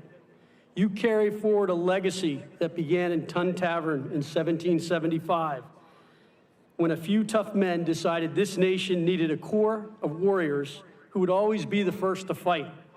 2.5 centuries later, that decision still echoes across every battlefield and beachhead where freedom has been tested. Mr. Vice President, thank you for your faithful service and your continued leadership, proving always that once a Marine, always a Marine. Secretary of War Hegseth, thank you for your continued service and for your unwavering advocacy for our sailors and Marines. Thank you as well to the Commandant, CNO, and to our senior Navy and Marine Corps leaders. And to members of Congress, state and local leaders, and distinguished guests, thank you for joining us today and for your continuous support. It is the privilege of my lifetime to stand with you as the 79th Secretary of the Navy, celebrating 2.5 centuries of the United States Marine Corps, the world's finest fighting force. From the frozen hills of Korea to Tripoli, from Bella Wood to Fallujah, Marines have always been raised for the hardest jobs and entrusted with the most consequential fights. From the beginning, the Corps was built on conviction, on the belief that courage and character are the true measure of a warrior. As Major Doug Zembeck said, be a man of principle, fight for what you believe in, live with integrity, lead from the front, be valorous on the field of battle, and take responsibility for your actions. That is what it means to be a Marine, to live by a code that endures long after the battle ends, to serve with honor, and to stand firm when others falter. For 2.5 centuries, that spirit has carried the Marine Corps through every test and every generation, upholding a promise that when freedom is threatened, America will send its very best. And as Secretary of the Navy, I can tell you that promise is alive and strong. The Navy and Marine Corps team remains unmatched, a global force for peace through strength, ready for any challenge, anytime, anywhere. This legacy begins on the yellow footprints at Paris Island, right here in San Diego, and Quantico. That is where discipline takes root, pride is earned, and character is forged.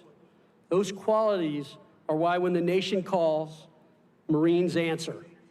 They are why allies trust us and adversaries fear us. The line from those footprints to today's formations is unbroken.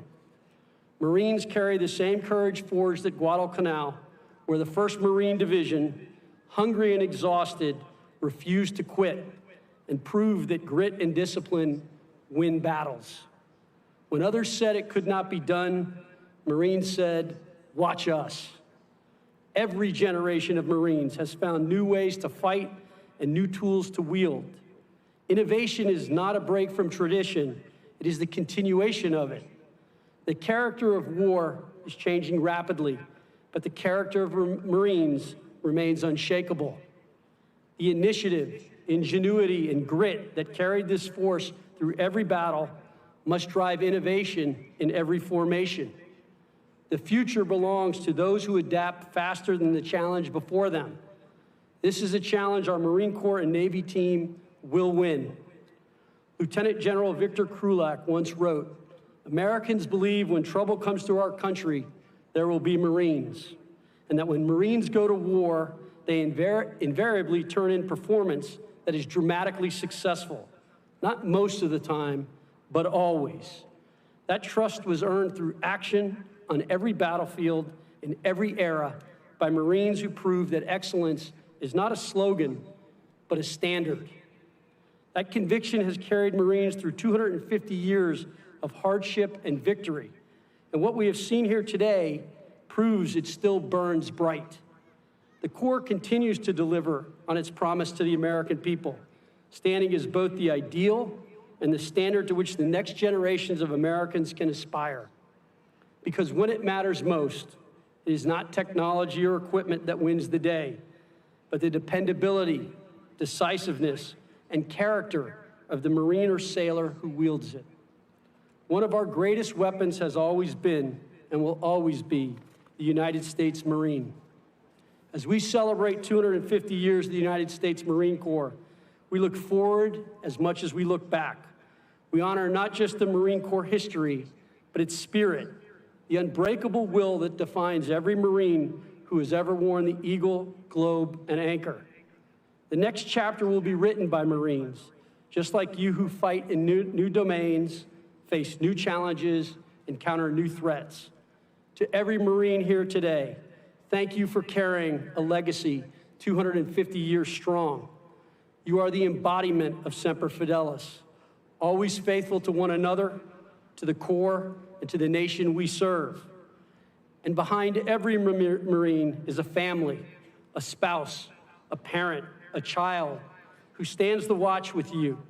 They endure the deployments, the moves, the missed birthdays, the late night calls, and the endless goodbyes. They are the quiet strength of the Corps, and today we honor them too. To every Marine family here at Camp Pendleton and around the world, thank you. Your sacrifice makes this legacy possible. Bravo Zulu 3rd Fleet, Semper Fi 1 MEF, happy birthday, Marines. May God bless you. May God bless the United States Marine Corps and Navy team, and may God bless the United States of America. Thank you. I hope you have a great day today. Thanks.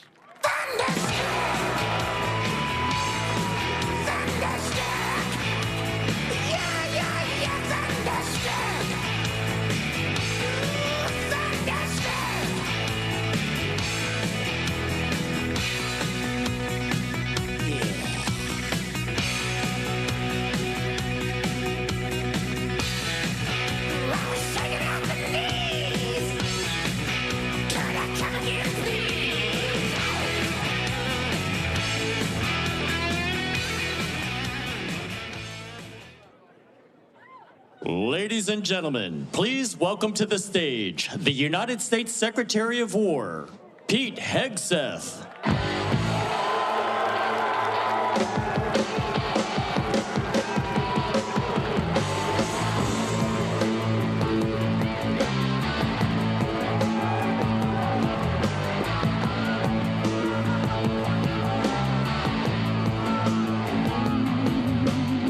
How we doing?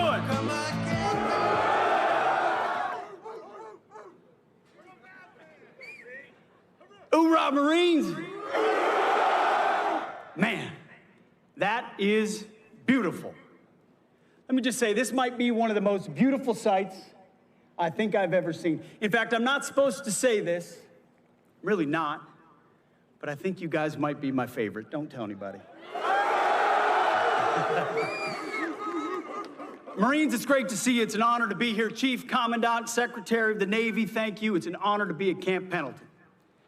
And looking out at these Marines today and the Navy SEALs I had a chance to do PT with this morning, you know, I do PT all around the country now with the troops, and it's turned into Smoke the Secretary. It's clear to me why President Trump says all the time we're the strongest, most powerful, most lethal, and most prepared military on the planet. Because you are that strength. You are that power. You are that lethality. And you are prepared. And President Trump's going to make sure it stays that way. Being here with you is the perfect way to mark 250 years of the beautiful and beloved United States Marine Corps.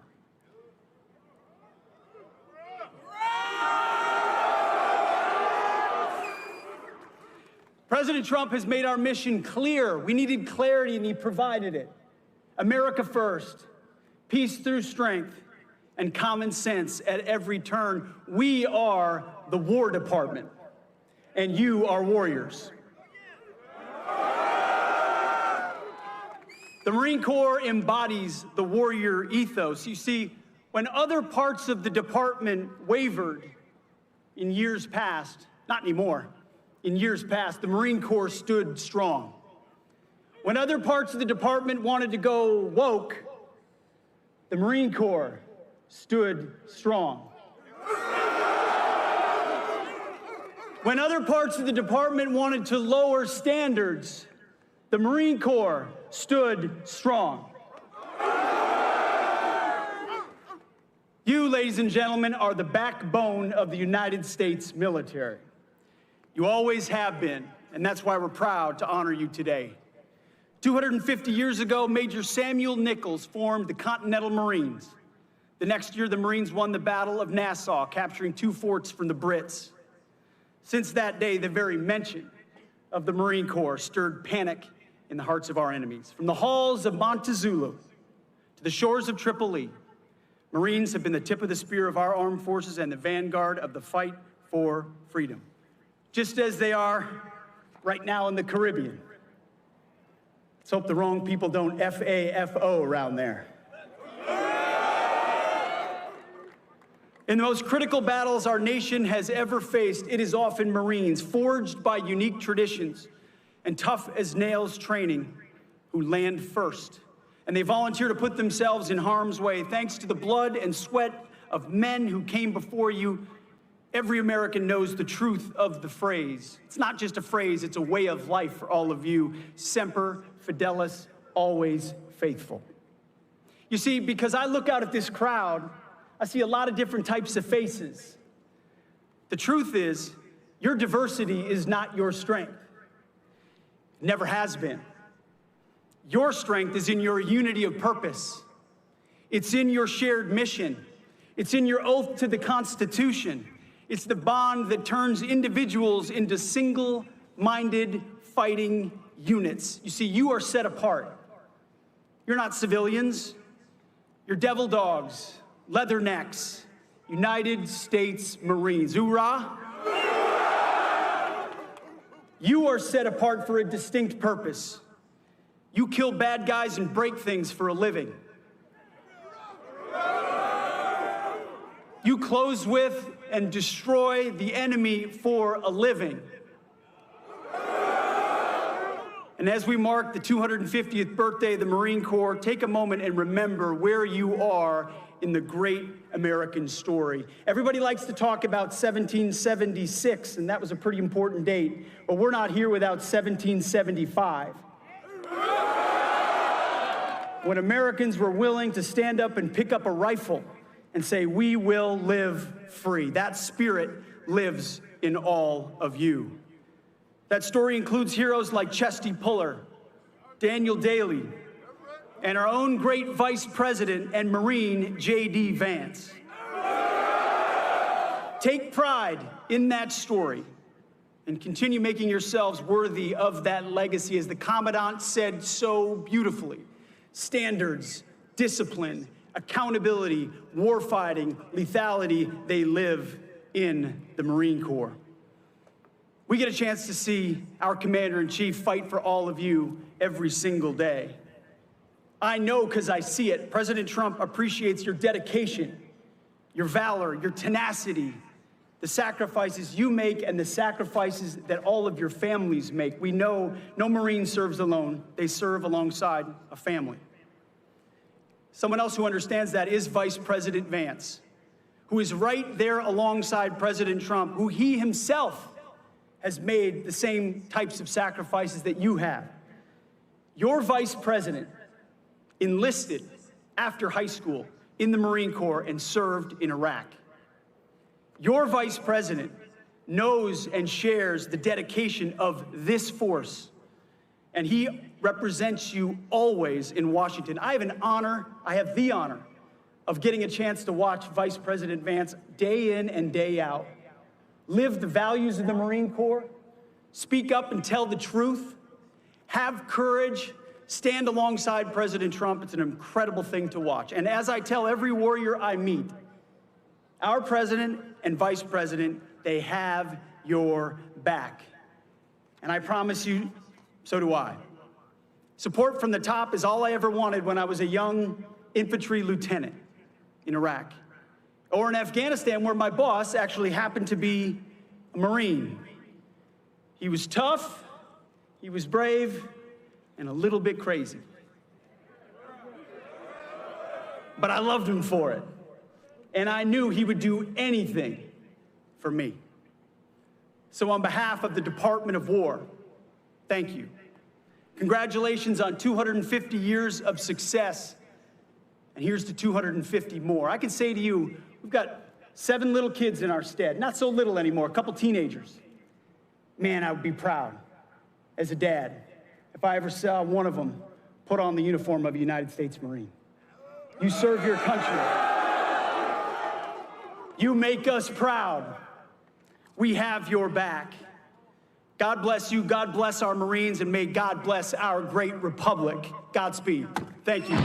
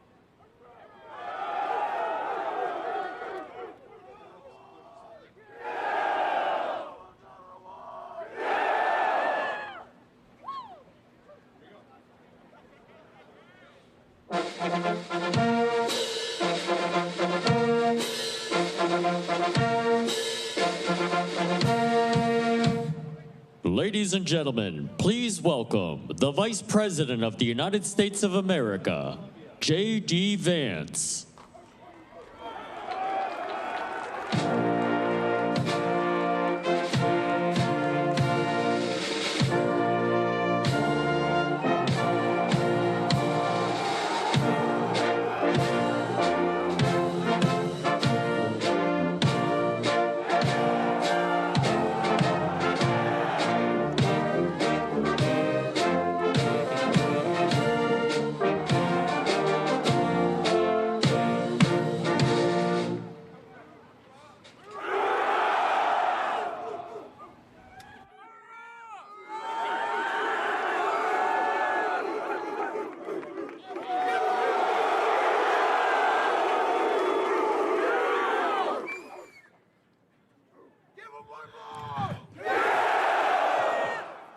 Hoorah, Marines! I didn't hear you. Hoorah, Marines! God bless you, Marines. God bless you, Camp Pendleton. It is so much fun and such an honor to be out here to celebrate 250 years of United States Marines.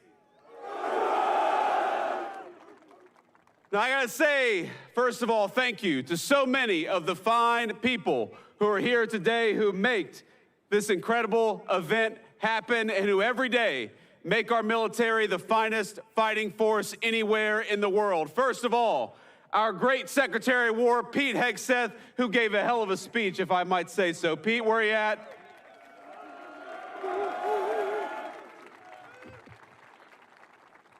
Now, he is a soldier, but are we proud of our Secretary of War, Marine Corps? Now, I will say, I was talking to Pete about this speech and thinking about what I said, and I realized that over my 4 years in the United States Marine Corps, I probably learned about 100 jokes about United States Marines. And every single one of them, Marines, would mean the end of my political career if I told it up here today. I sent a few of them last night to my communication staff, and I said, can I tell this one? And they said, please no, sir. Please, please do not tell that one.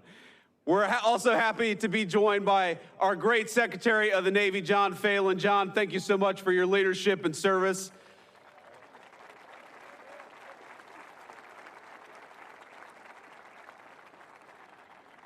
I got to give a shout out to my beautiful wife, our great Second Lady, Usha Vance, with the Marine Corps hat.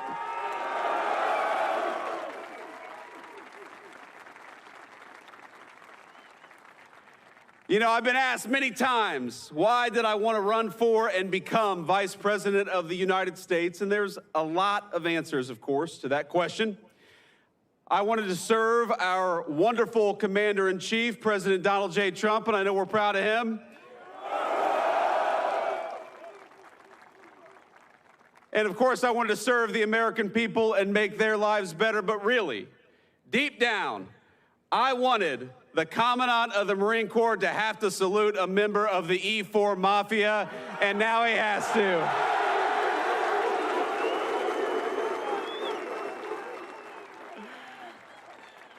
And Marines, we have a great Marine Corps Commandant in General Eric Smith. General, thank you so much for everything you do.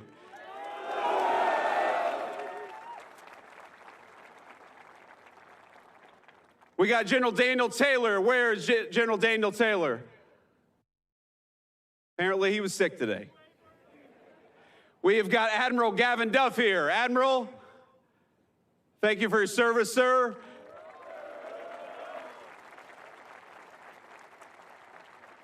We have got Colonel John Caldwell and General Michael Nakanizi. Did I pronounce that right, General? There we go. I did okay. I'm the Vice President, so you can't tell me I'm wrong. And of course, Marines, I bring greetings today from our Commander-in-Chief, Donald J. Trump, and he wanted me to tell each and every single one of you that he's proud of you, that he loves you, and that despite the Schumer shutdown, he is going to do everything he can to make sure you get paid exactly as you deserve.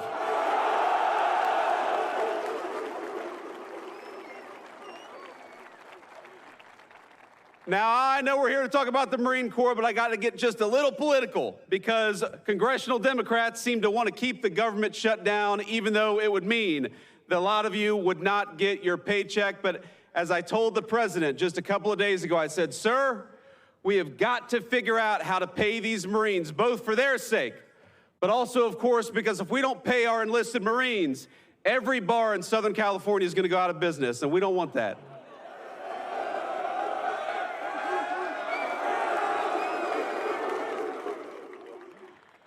Now, I've also got to give a special shout out to the incredible display that we saw earlier today. It made my heart sing as your vice president, and it was a testament to the Corps' strength and unbeatable power. It reminded me why I am so proud to have worn the uniform, to be one among your ranks, and to be the very first vice president to have been a United States Marine.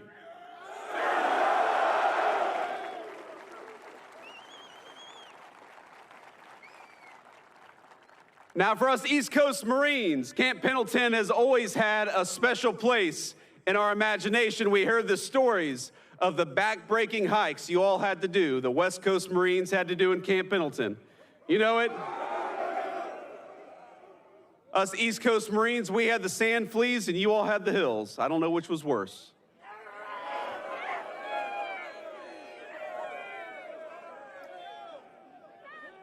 These guys behind me have opinions. So let's give some credit to the amazing Marine units who pulled this off. First of all, to the incredible Marines of this base and the Marine Corps Forces West who put on this display. Let's give a round of applause to the incredible job they did.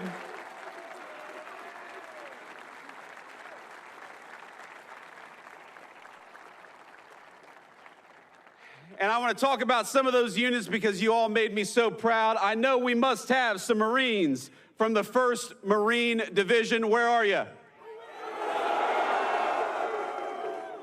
You all did a hell of a job. How about the Marines from the 3rd Marine Air Wing? I know we have some Marines from the 1st Marine Logistics Group, the lifeblood of the fight. Where are you all at? We've also got Marines from the 1st MEF Information Group, the brain of the fight. Where are you all at? And we've also got, of course, men and women from Marine Corps Installations West, the folks who keep the home front. Where are you, Marine Corps Installations West? There we go. Now, I know you all know we cannot leave out our brothers and sisters of the sea, so we're proud to have all the sailors of the Navy's 3rd Fleet here to celebrate 250 years of Marines. Thank you.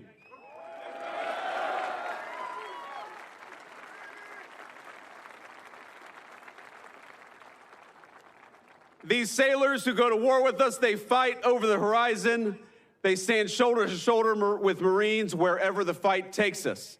And if any group shares in the glory of the Marines' 250th birthday, it is our beloved Navy Corpsmen. Let's give a shout out to the Navy Corpsmen out there. We love them.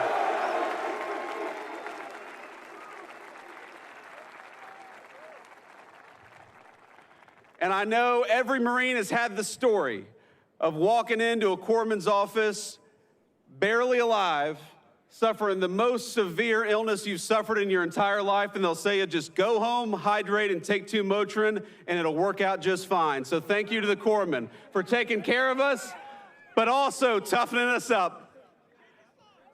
And that's right, and a change of socks. A bottle of water, a change of socks, and 2 Motrin will fix any illness. So we are grateful, Marines, to be graced with the presence of some very special guests, people whose very lives contribute to the incredible Marine Corps legacy. Earlier, we all heard from Sergeant Dakota Meyer, who received the Medal of Honor in 2011 for extraordinary heroism in 2009. Are we proud of Sergeant Dakota Meyer? Yes, we are.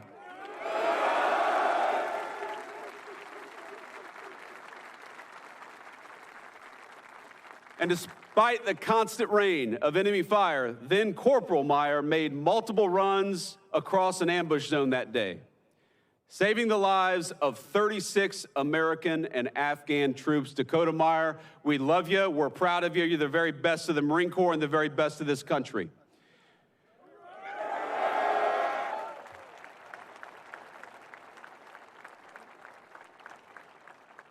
We are also honored to be joined by American hero Charles Cram, who was a Navy corpsman attached to the 5th Marine Division when it landed at Iwo Jima.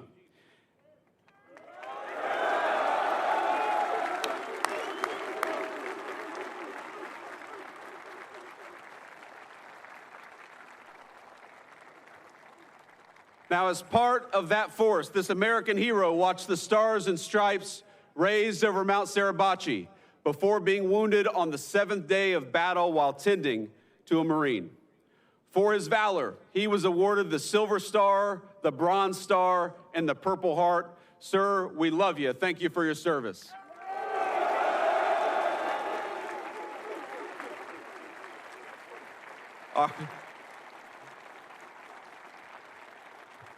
The Marines love their corpsmen, and that's one of the very best. Another living legend we have with us today is Elmer Royce Williams, a naval aviator who, while on combat patrol in the Korean War, suddenly found himself up against 7 Soviet MiGs. Sir, thank you so much. God bless you, and thank you.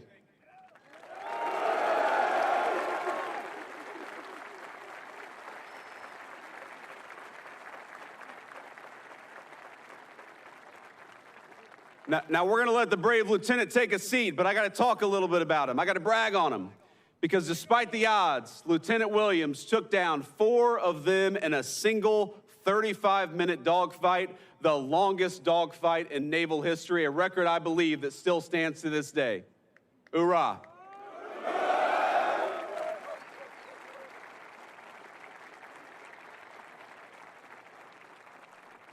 Now, not only did he take 4 MiGs down, he demolished the MiG's reputation as an unbeatable aircraft and secured his place among the legends of American military aviation.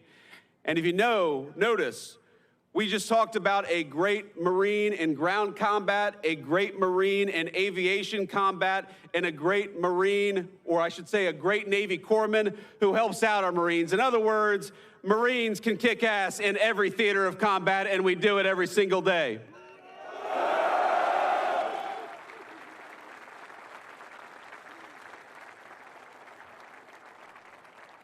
And I finally got to give a shout out to my dear friend, recently retired Master Sergeant Charles McKelvey. Chase, where you at, man? Love you. Oh, he's got a beard already. Look at that. He's been out in the Marine Corps for 3 months. He's already got a beard longer than what I got.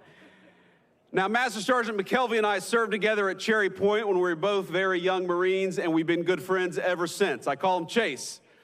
Other Marines will tell you Chase is an extraordinary person, the smartest, kindest Marine you'll ever meet, and those are descriptions I can personally attest to. Now, he was supposed to join me at my inauguration to become the vice president last January, but tragically, he lost his wonderful, devoted wife, Jillian, to a terrible illness just days before. So I want to tell you, Chase, in front of all these Marines, we're proud of you. We're thankful for you. I'm sorry I couldn't see you in January, but I'm glad to see you today, my friend. I love you. Semper Fi.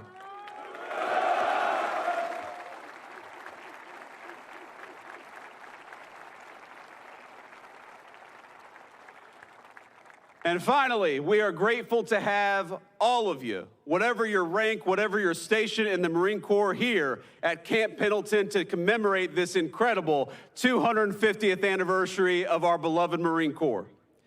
From these mountains and this water, Marines have deployed to every major fight of the last century, from island hopping across the Pacific to Vietnam's Hue City, to Kuwait, to Helmand, and beyond. And standing here, you can feel the weight of that history. The generations upon generations of Americans who cut their teeth at this base before boarding ships and carrying the American flag into battle. But that's exactly what Marines do. For 2.5 centuries now, this beloved Corps has served as our nation's sharp edge, always forward deployed, always ready, and always faithful.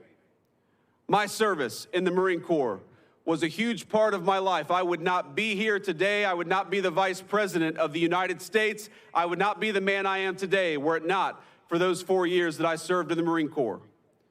Now, before I was enlisted, I was pretty terrified about the prospect of becoming a Marine. I'm sure that a lot of you can share that. I remember I had nightmares before I went to boot camp of drill instructors yelling at me, of being away from my family, of being constantly stretched well beyond my own physical limits. It's daunting stuff, as all of you know. And as anyone who survived boot camp can tell you, it's all real. But my cousin Rachel, in particular, one last shout out to a former Marine. In particular, she pushed me to do it. A veteran of the Corps herself, she got it. She understood what joining does for a young man or a young woman. So she pushed me to go and talk to a recruiter, which I did, and I will never forget that conversation. Because at no point did he try to sell me on the United States Marine Corps.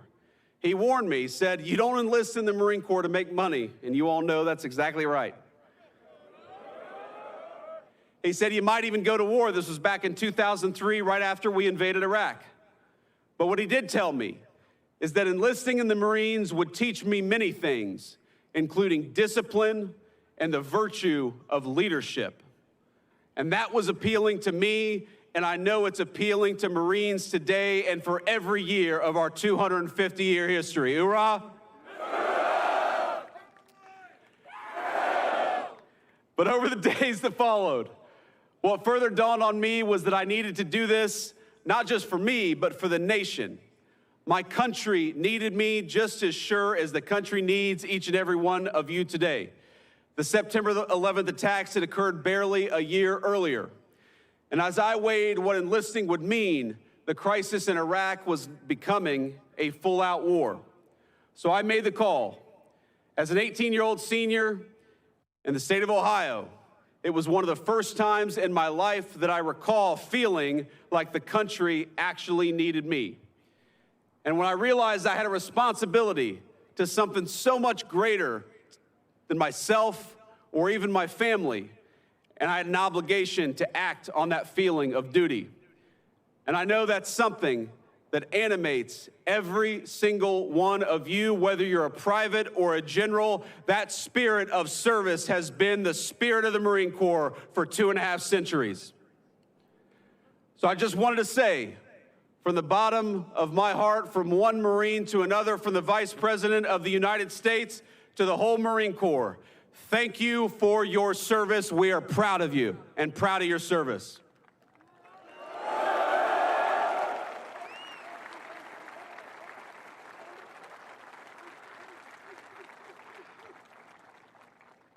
And I'm here today because I want to talk a little bit about the great Marine Corps tradition, 250 years of it.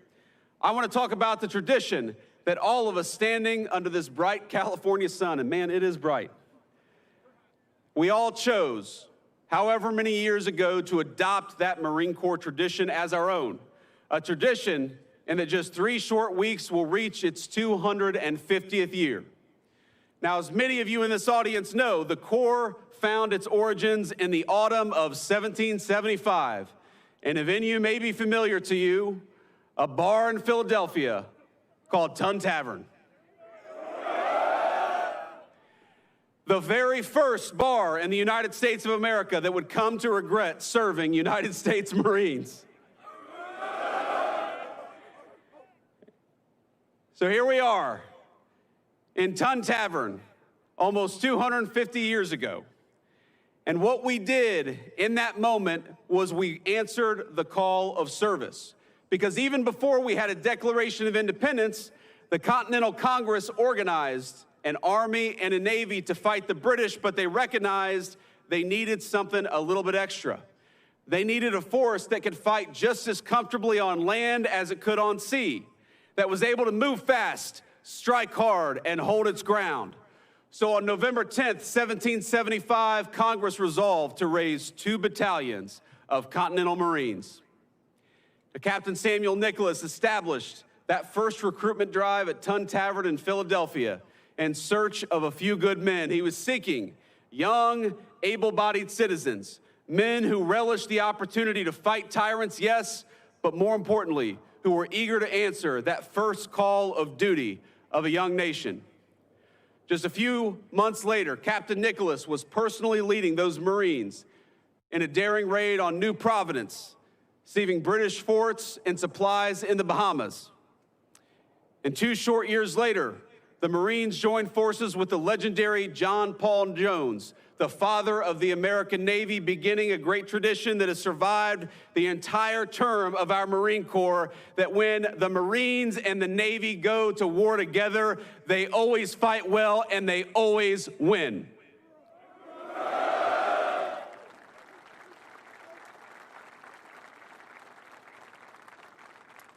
The War of Independence set a blueprint that Marines follow to this day. Boldness in action, unity in purpose, and a lightning readiness to go wherever the nation required. In battle after battle, the United States Marine Corps has broken the backs of empires, you've toppled tyrants, you've hanged pirates, and hunted down America's foes across the 7 seas. And Pete, turns out we're hunting some pirates today, aren't we? From Tripoli to the halls of Montezuma, from Bella Wood to Iwo Jima, and from Chosin Reservoir to Khe Sanh, we Marines have repeatedly earned our reputation as the first to fight and the last to leave. And as all of you know, that legacy only grew stronger after 9/11. Within weeks after the attack, the 15th Marine Expeditionary Unit, the 15th MEU, already forward deployed on September the 11th, helped launch the most ambitious amphibious assault in the history of the United States of America. And that's just how Marines are wired. No matter where, no matter when, the Corps will always uphold its reputation for discipline and for unshakable focus. Now, I always think back to what Army Major General Frank Lowe had to say this about the Corps in 1952. The safest place in Korea was right behind a platoon of Marines. Lord, how they could fight, and what a great testament to the United States Marine Corps.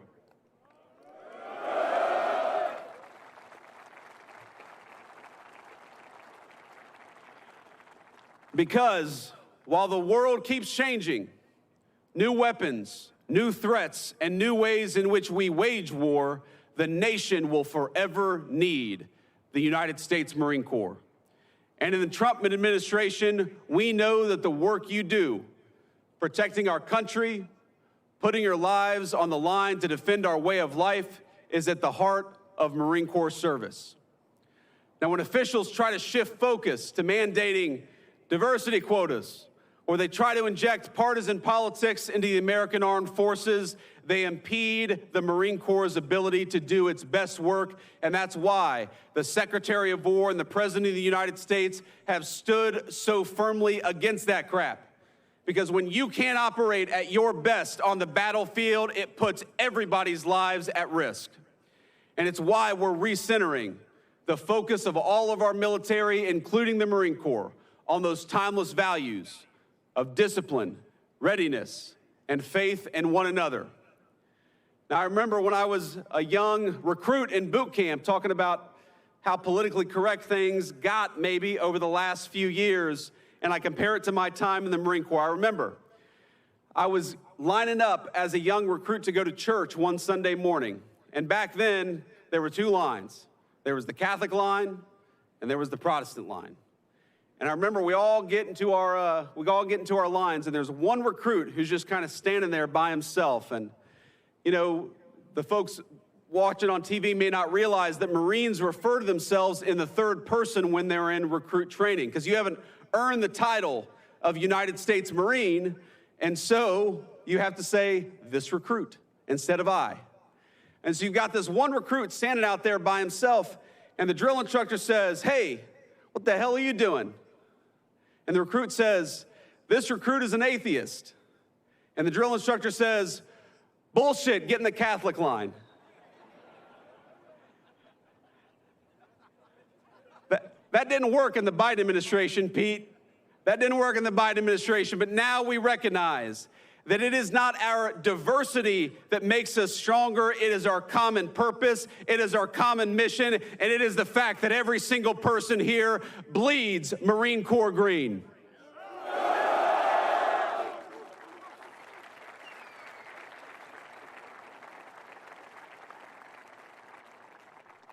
And I think that all of you should realize that from the President of the United States on down, this government is proud of you. It's proud of the tradition of the Marine Corps, and it's proud of the fact that that great tradition has custodians in each and every single person here, each and every single Marine who is serving today. And I hope that the proud Marine Corps tradition, you heard Pete talk about this, Chesty Puller, Dan Daly, John Basilone, all of these great Marine Corps heroes, they should inspire you through their action to be the very best Marine in the future that you can be. Now, I remember so many people who made my Marine Corps journey and made the country better in the process. I remember a gunnery sergeant who saved me from financial ruin. I was a young Lance Corporal, and I was gonna go to an off-base car dealership and buy a used car with a low dealer-provided interest rate of 22%.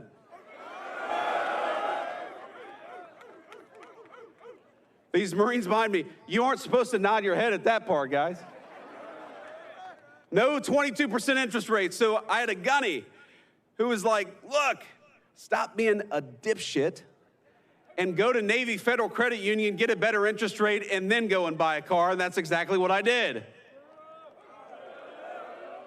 I remember that gunny, and I remember a young Marine who was younger than I was. Chase knows who I'm talking about, a Puerto Rican Marine who grew up in New York City. You too, huh? A man I thought I had nothing in common with, but who I learned bled Marine Corps green just like I did, and who came to my inauguration as Vice President of the United States. I remember a Marine I served with, a guy whose political beliefs you might call far left, but despite the craziness of our politics today, remains one of my best friends and is a man I would trust with my life. I remember the Marines raising the flag over Iwo Jima, etching in American memory the importance of respecting and honoring our beautiful national symbol. I remember all my friends from the Marines, men and women, some of whom retired and some of whom made the Marine Corps proud in the civilian world. I remember General Chuck Krulak, who I met at my cousin's boot camp graduation. He was the 31st Commandant of the Marine Corps, and I was probably 14 years old, and I was taller than he was. But he was tough as nails. I met him as Vice President, by the way, just a few months ago. He's still very short, and he's still tough as nails, and he still loves the Marine Corps as much as he did on his first day of service. Now, he had a phrase, I'm sure you guys have heard it. He said that the most important thing the Marine Corps does for this nation is to win battles and to make United States Marines. Today, we remember a fallen Marine from the 3rd Marine Air Wing who died not far from here on a training mission. He died so recently, as a matter of fact, I can't even say his name publicly, but I want all of us to know and send a message to his family that we remember them and we know that his Marine Corps service was not in vain. Let's give a new hoorah for that fallen Marine.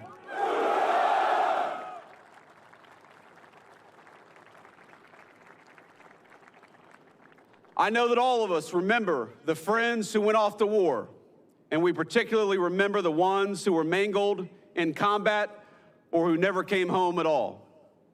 Every single one of you has memories like this. Every single one of you is lucky enough to have friends like mine. Within each of you is your own Marine Corps legacy burning every single day. And because of that, every one of our fellow Marines lives on. As Gunnery Sergeant Hartman in Full Metal Jacket, we like Full Metal Jacket, Marines? He said, but the Marine Corps lives on forever, and that means you live forever. Our motto, Marines, is Semper Fidelis, which means in Latin, always faithful. Though the shape of the battlefield will change, our nation will be just fine, so long as fellow Marines just like you remain faithful to that great Marine Corps legacy. My fellow Marines, you have the watch now. You honor that legacy by how you carry yourself in public. You honor it by how you treat your friends and family. You honor it by how you contribute to your communities, and most importantly, you honor it in how you fight and win the nation's battles. So from one vice president to an incredible United States Marine Corps, keep kicking ass, keep taking names. Semper Fidelis, Marines. Happy 250th birthday. God bless you.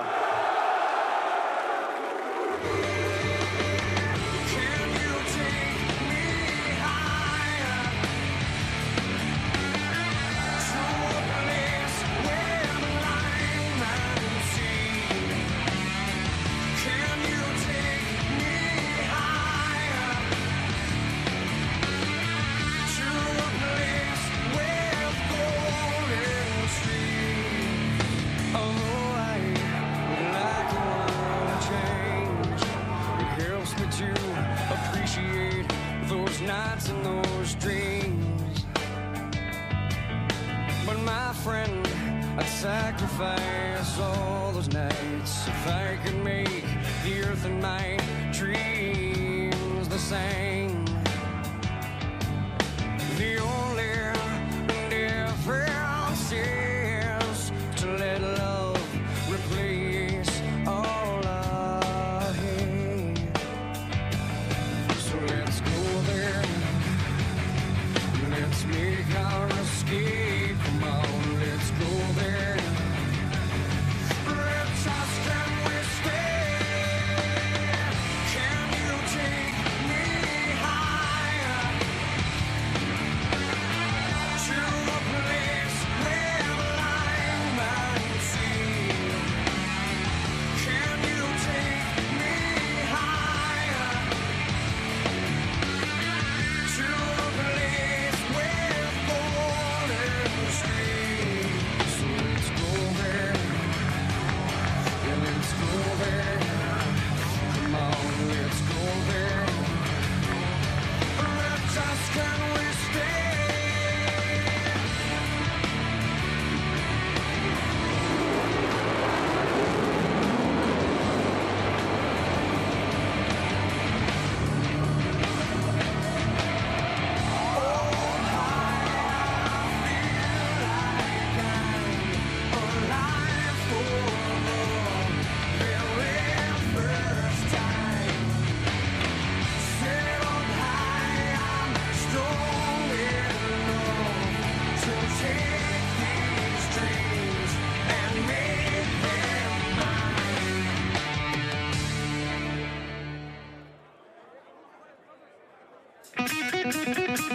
Mr. Vice President, Mr. Secretary of War, Mr. Secretary of the Navy, Admiral Caudle, General Smith, distinguished guests, brothers and sisters in arms, ladies and gentlemen, good afternoon, and welcome to today's performance featuring the U.S. Navy and Marine Corps' 5th generation stealth fighter aircraft, the F-35C Lightning II. Major Shane Clark, call sign Exotic, hailing from Palo Alto, California, will be at the controls for this performance as he demonstrates the impressive flight characteristics of this war-fighting machine. Serving as ground safety officer, we have fellow F-35C aviator Major John Rogers, call sign Corby, and I will be your narrator, Lieutenant Jeff Nadella, call sign Castro, from Carroll Stream, Illinois.